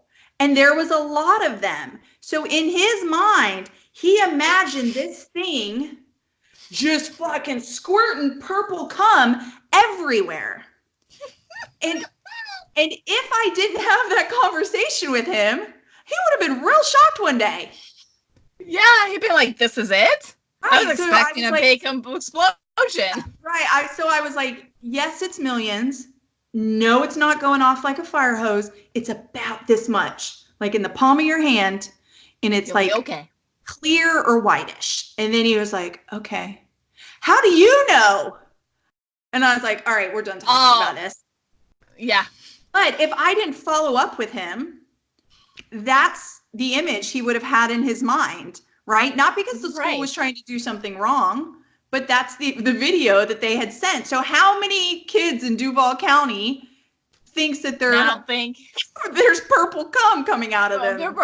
Right. So, and that's the other part of it. Like, kids are going to have all these questions and they're going to be confused. And that's where the parents need to come in and be fucking parents. Right. And that's what I'm saying. Like, round it out. Our kids spend a lot of time at school. Those teachers spend a lot of time with them. Some of the stuff I don't agree with. I can't help with Common Core math. We don't agree with that. We don't sign on to that. However, it's the way that she's taught.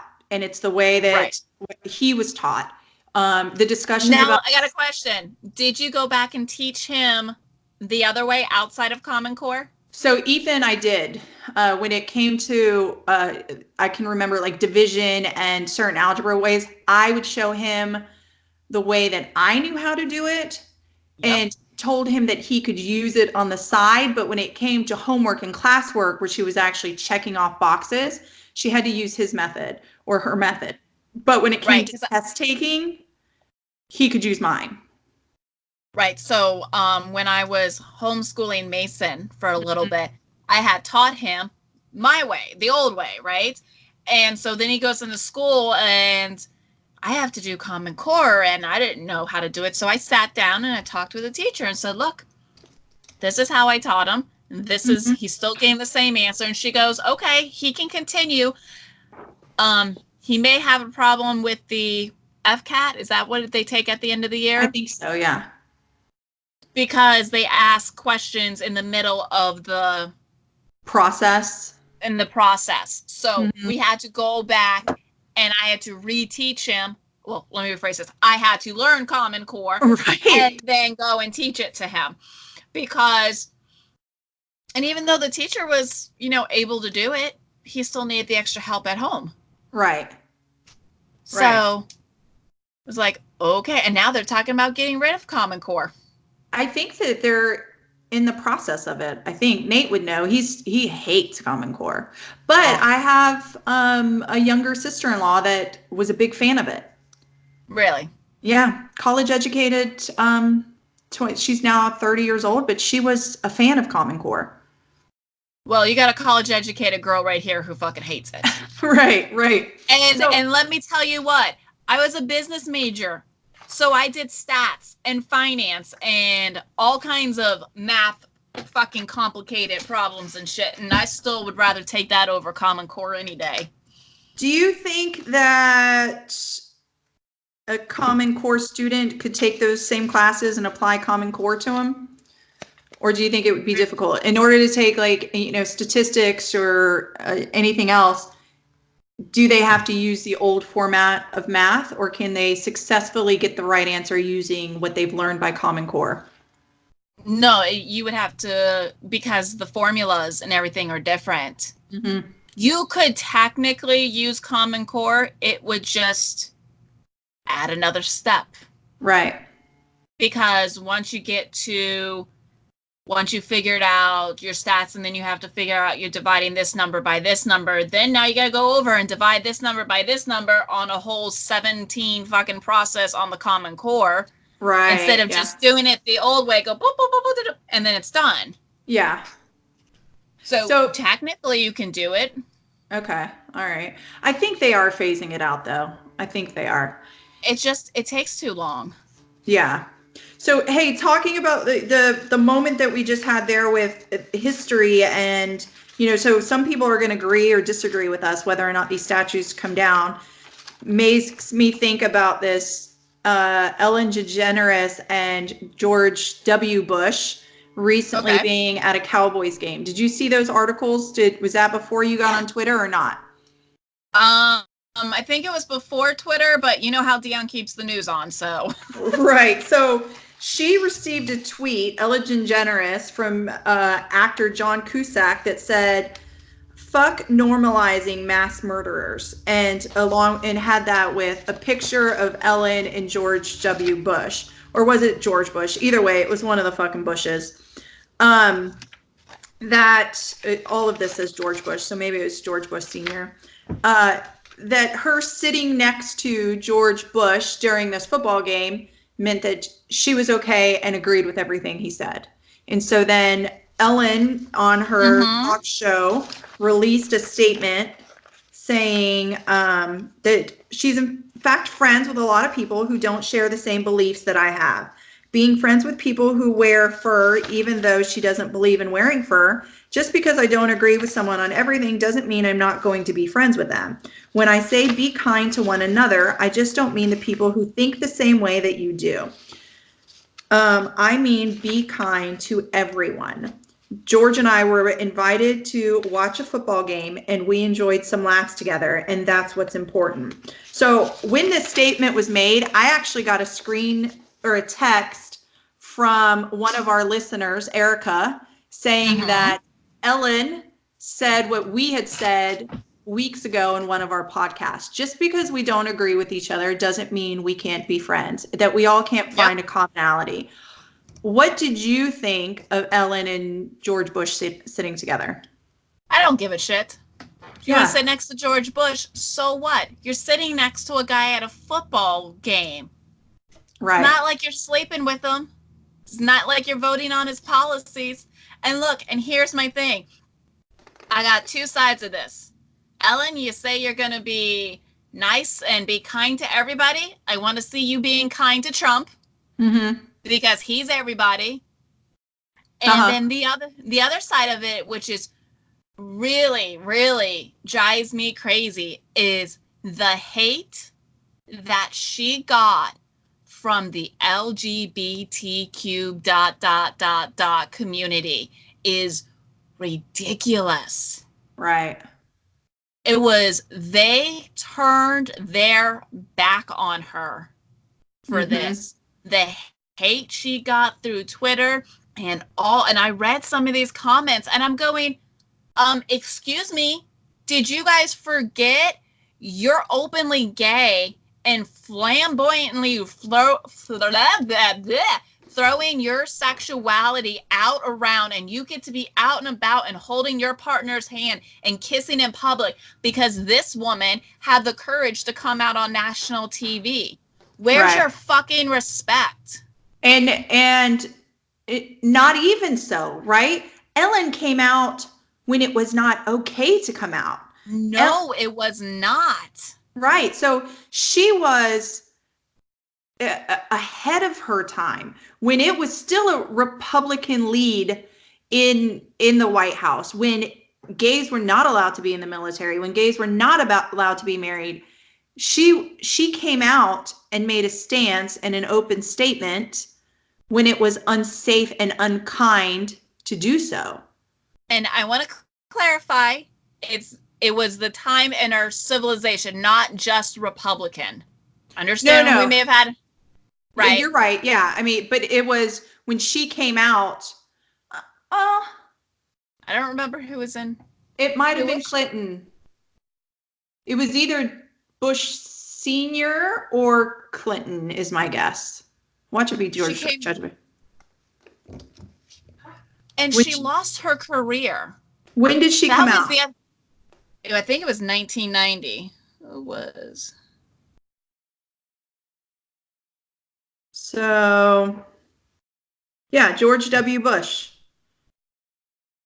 So so George's father was in office when she came out. Yep. Yeah, so, George H.W. Bush in 1999. And we also have to remember, whether it was a Republican or a Democrat party in the office, our society was not pro-gay. Exactly. Well, that's the thing, is that people forget the time. And at that time, people were not, and this is people as a whole. It doesn't matter if you're Republican or Democrat or a fucking unicorn. Majority of the world was not okay with it. Right. Was not. And so, she took a very big stance at a cost that she had to pay. Like you said, if she lost her job or her career, and how quickly people forget and want to turn on somebody. Exactly. She couldn't work for like 3 or 4 years. No one would book her because she was the gay comedian, and nobody wanted to go see a gay comedian. Mm-hmm. And now all these new young kids or whatever who are out because of her are turning their back on her. Right. Where's the love and acceptance of all? Mm-hmm. Sounds like a bunch of fucking hypocrite to me. Right. And well, even so, the people that were quoted in this article that had tweeted on about and against her were middle age or older. In this case, they were Democrats, saying that how dare she sit next to a Republican that was involved in this massive war that they didn't want to be involved in, and that's why he called him a mass murderer. That she should find no commonality and just find him to be a despicable person, which is like, you don't have to agree with what everybody says in order to be friends or to share a cup of coffee with them, to share a moment with somebody. Yep. You don't all have to line up. No, you don't. And if you're expecting everybody to line up with exactly everything you want, you're going to have a very tiny circle. Mm-hmm. And I'm sorry, let's also remember that was the president during 9/11. Yeah, but so they forget about that. They know that it's what they remember is that it's a president that put us engaged in a war that we lost a lot of U.S. soldiers. And what they forget is the feeling of the airstrike after 9/11 and how much the U.S. supported that airstrike and how much we all needed that in our grieving process of what happened from 9/11. But they easily, just like with Ellen, where they forget about the sacrifice she made on their behalf, they forget that there was a moment where we all looked up to him. Right. And they forget that. So they want to call him a mass murderer, but not give him the benefit for anything else he does. And I feel like they'll do the same thing with Trump one day.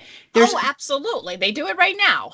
Right. There's moments of positive changes that he's made, like, you know, freeing these black men or black women or unviolent criminals from prison, where they didn't want to give him credit for that. He is the sitting president when this change was made. He gets a pat on the back for that. He gets that added to his fucking Wikipedia page. We have to pat him on the back as much as we need to hold him accountable. And Yep. And people do the same thing with Barack Obama. They do the same exact thing. It's very hard to find a Republican to say, tell me 5 good things about Barack Obama. Because they can easily tell you 20 bad fucking things. Right. And that's so, like, I remember talking about history in our classes. Mm-hmm. This is what worries me. It was only 1990 when Ellen came out, and her own people, right, have turned against her because they don't remember the sacrifice she made. And it's terrible that people are talking about him in this war when they have forgotten what it was like at 9/11. And here's the other thing. You can sit in your comfort of your own home in your bed with your $1,400 fucking iPhone and tweet all kinds of bullshit. But until you step up and you are in that position, you don't know what the fuck you would do. Your pussy ass would probably be on the floor fucking crying because you don't have the balls to make the hard choices. Well, plus if you look at those people's lives, I bet that they have broken bread with somebody that doesn't believe in some of their core values. They just don't know. Right. So they might have been, you could probably snap a picture of them, at Starbucks having a cup of coffee with a Republican that didn't believe in equal marriage rights for everybody. Right. And that could be one of your oldest friends. Look at my husband and I voted completely different after the past election. I did not vote for Donald Trump. He did. I was very upset with him and very upset with why I thought that he made the wrong decision. But I also had to understand that he got his stupid fucking opinion, and that's his right to have. Exactly. And you guys are still married. Right. Yeah. We made it through it. Through it. And we'll probably make it through another 4 fucking years of it. So, right. So speaking of that, and we'll transition out of that into one last topic before we say goodbye, is how are you mentally preparing for the 2020 elections? Oh my God, you don't understand what it's like during this house during an election time. So how do you mentally prep for that? Okay, no, but see, my mental preparedness is not like yours or anybody else's. I have a husband who is very passionate, almost borderline obsession about and I love it because he loves this, right? He loves our government, he loves our constitution, and he loves our political system and how it's set up and how it's meant to work. So when this starts coming around, he's going to watch all the debates. He's going to have his opinions about the different people and everything. So he's more of like a libertarianism, right? Somebody who believes in the core values of the U.S. and supports the Constitution and. Okay, so he's a bit harder than a libertarian. What I can't pronounce it. He considers himself a constitutionalist. Okay. He believes in the Constitution in the way that it was originally written. Not all these extra fucking amendments on top of amendments and blah, blah, blah. You know what I mean? My husband believes income tax is theft. And it is, because we didn't pay income tax before 1942, something like that. So, so he's very into it. As far as me, how I prepare, I listen a little. I listen to TV, I listen to him, I go, okay. And then I try to decompress because for me, it's too much. It's overwhelming. The advertisements are a fucking shit show on both sides. I mean, I might as well watch 2 monkeys throw shit at each other because that's all it is. Right, yeah. With it's no real information. And I don't like it. And until they figure out a way to educate the population without fucking slander, nobody really knows what's going on because nobody does the work. Do you know how hard it is to go and find out how someone voted on a bill? But you have to you have to deep further than that, because a bill on the name of it may sound really great, but then if you read it, it fucking like ruined the environment and you thought it was great because of healthcare. Mm-hmm. Oh, you mean how they mix the bills together? Oh, yes. So do you let his passion and influence your beliefs and thoughts and the way that you vote then? Or are you able to separate yourself from that? Oh, I'm definitely able to separate myself. Mm-hmm. So there are my certain things that I'm like, nope, this is how I feel about it. This is where I'm standing. You want to make an argument, we'll talk about it, but doesn't mean you're going to necessarily change my mind. Mm-hmm. And do you take, so this is where I try to mentally prepare. 2016 was an emotional divide for the entire country. There were, women against women, there were women against men, there were blacks versus white, there was immigrants versus nationally born citizens. I mean, it was a divide everywhere. And right. I don't feel like most people felt great after the election. It just was a bad feeling.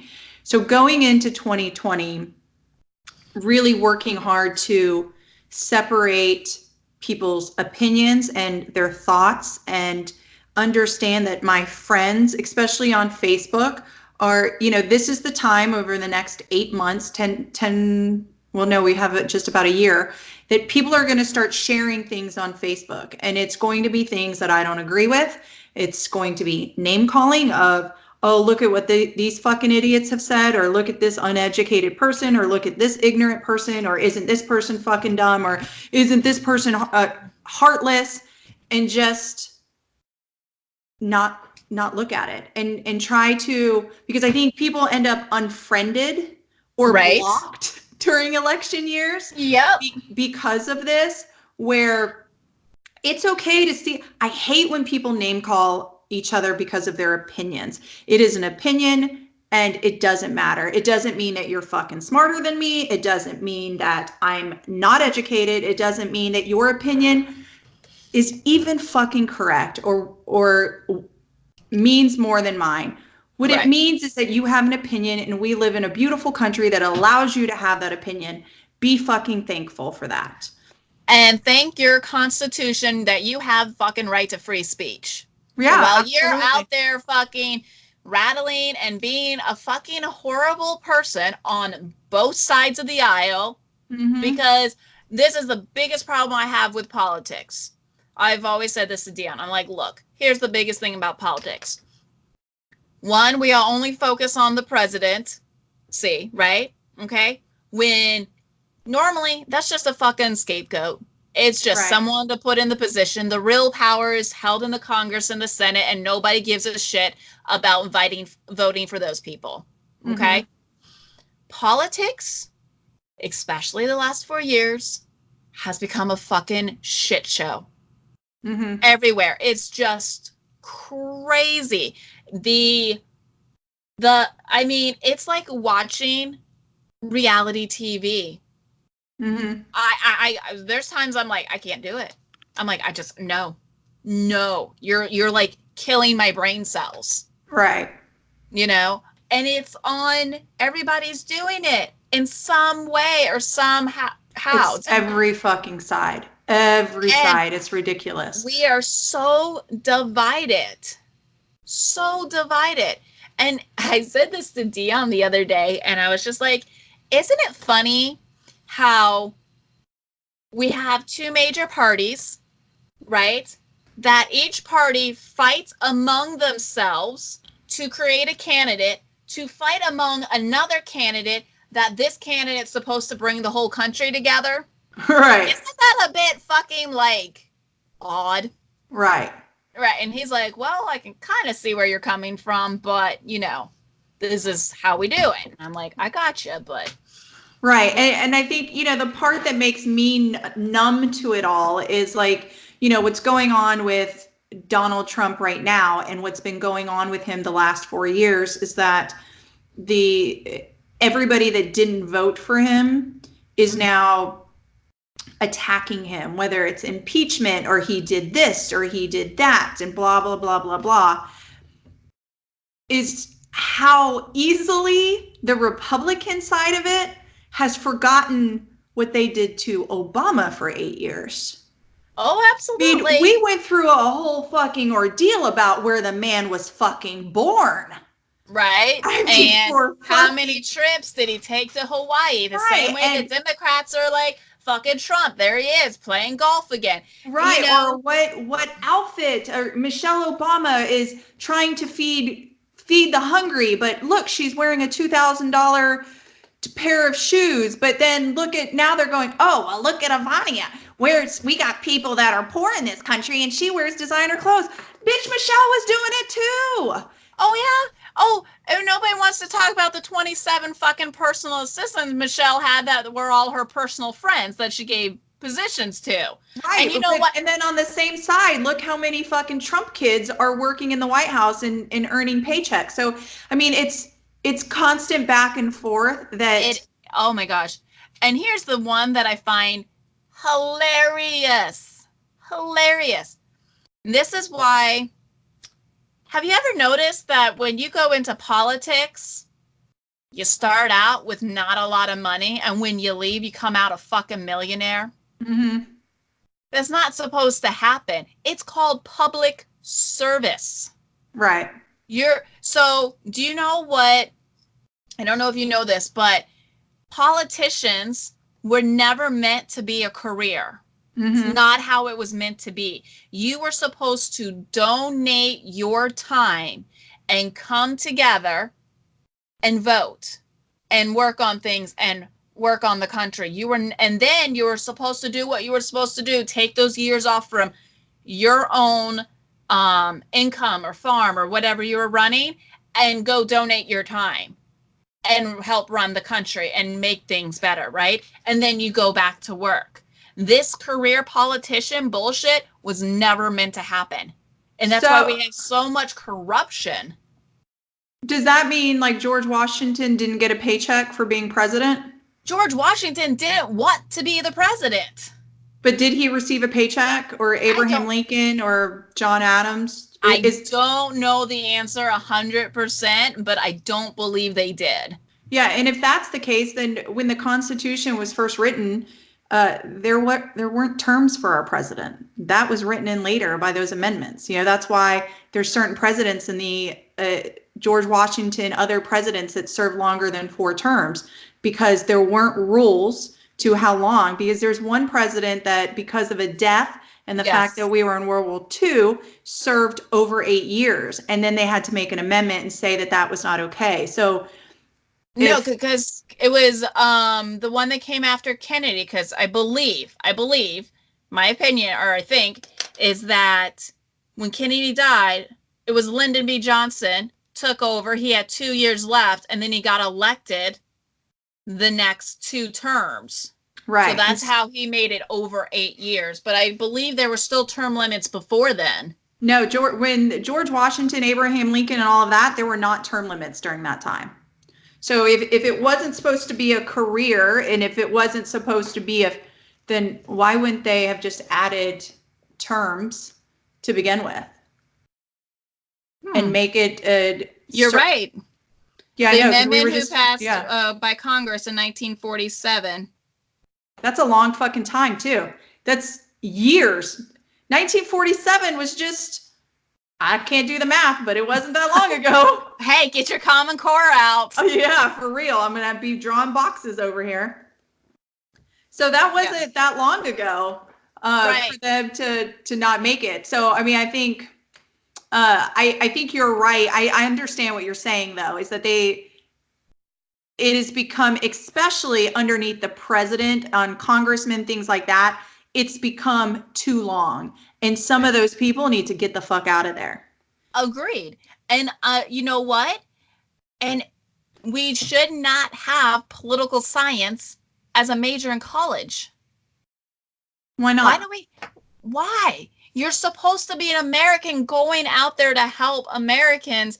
I mean, if you knew you know what I mean? Why do you have to study to become a politician if the requirement to be a politician is just to be an American? Mm-hmm. You're not making it a career. Why are you spending 4 years in college to go make a career out of something that's not supposed to be a career?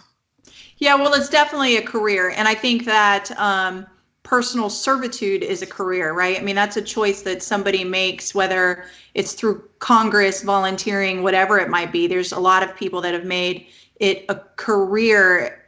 I think what you mean is that it's not supposed to be a $1 million windfall, right? It's not exactly right. Like, you're supposed to be doing this because it's the best thing, and that you are doing it for the servitude of it, not to become a millionaire, is what I think you're trying to say, career-wise, right? Because passion-wise, they could do that for the rest of their life. Am I asking them not to take a paycheck? No.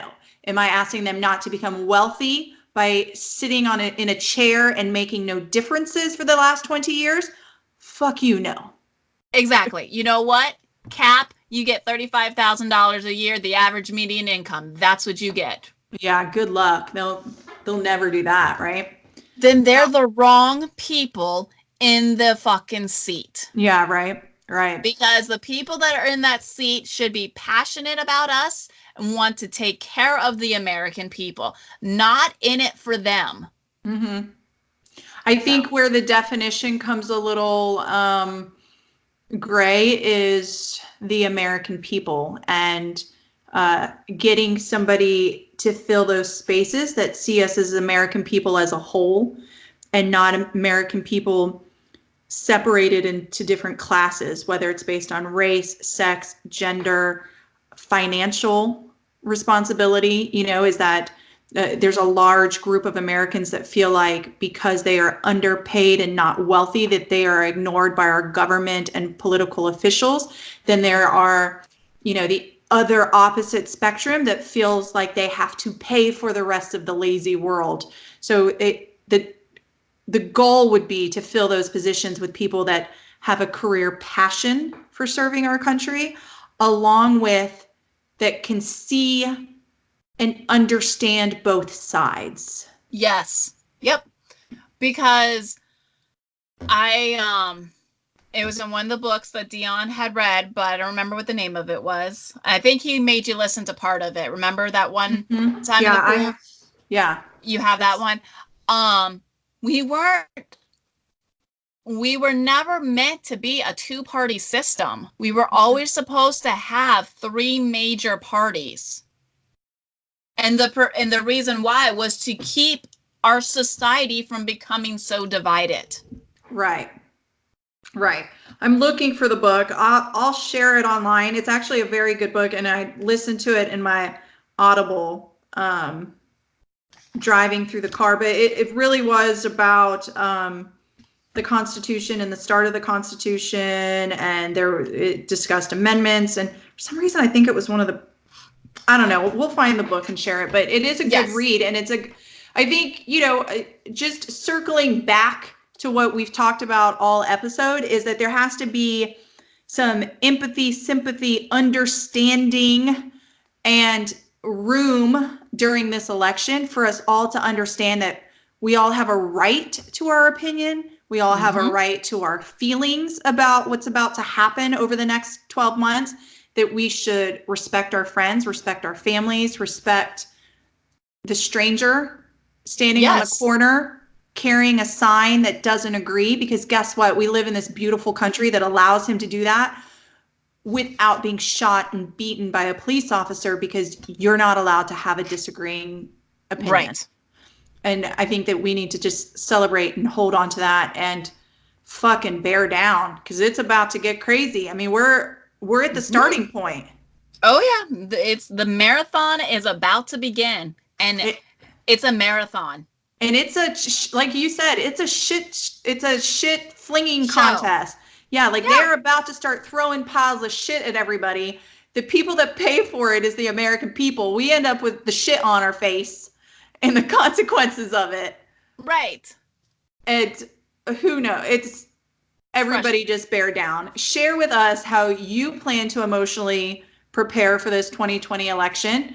How you hopefully, let's keep track of how many friends we have on Facebook. And if you find out, like Nate notices all the time, he gets unfriended when he posts certain political articles. I don't know if Dion's ever noticed that, but Nate definitely does. So, let's keep track of it. See if we're pissing people off this election year. Oh, I'm sure we will. So I think that was a great conversation. I loved everything we just talked about. Would love to hear everybody else's opinion from, is there somebody you've forgiven in your life? Is there somebody that you can't forgive? Or can you forgive yourself? How you feel about our education system and adding any type of mental health in there. If you agreed with the haters on Ellen and George Bush watching a football game together, or if you just think the Dallas Cowboys and Green Bay Packers suck, I'd like to hear that too. Sorry, Charlotte. So I don't like the Cowboys either. So we just lost Charlene. She's gone. Oh, She's gone. bye. Oh, that means Dion's the number one fan. Uh-oh. She's back. She's very competitive. Yeah. So tell them where they can email us, Tabby. All right, guys. So if you have any rants, questions, comments, concerns, or just some general bitching, you can email us at notasafespacepodcast@gmail.com. Don't forget to follow us on Instagram, Twitter, Facebook, TikTok, and we have a YouTube channel as well. Do you have a TikTok video up? Yes, I do. I have a few up. Fuck you. Send them to me. Join TikTok. They're the same ones you've seen off of Facebook, but I have TikTok videos. Are you dancing and singing? No, it's our fucking podcast.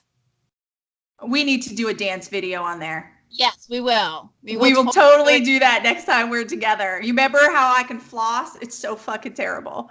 But Lorelai will teach us. Can teach us how to do it together at different locations. Exactly right. Oh, yeah, we could do that.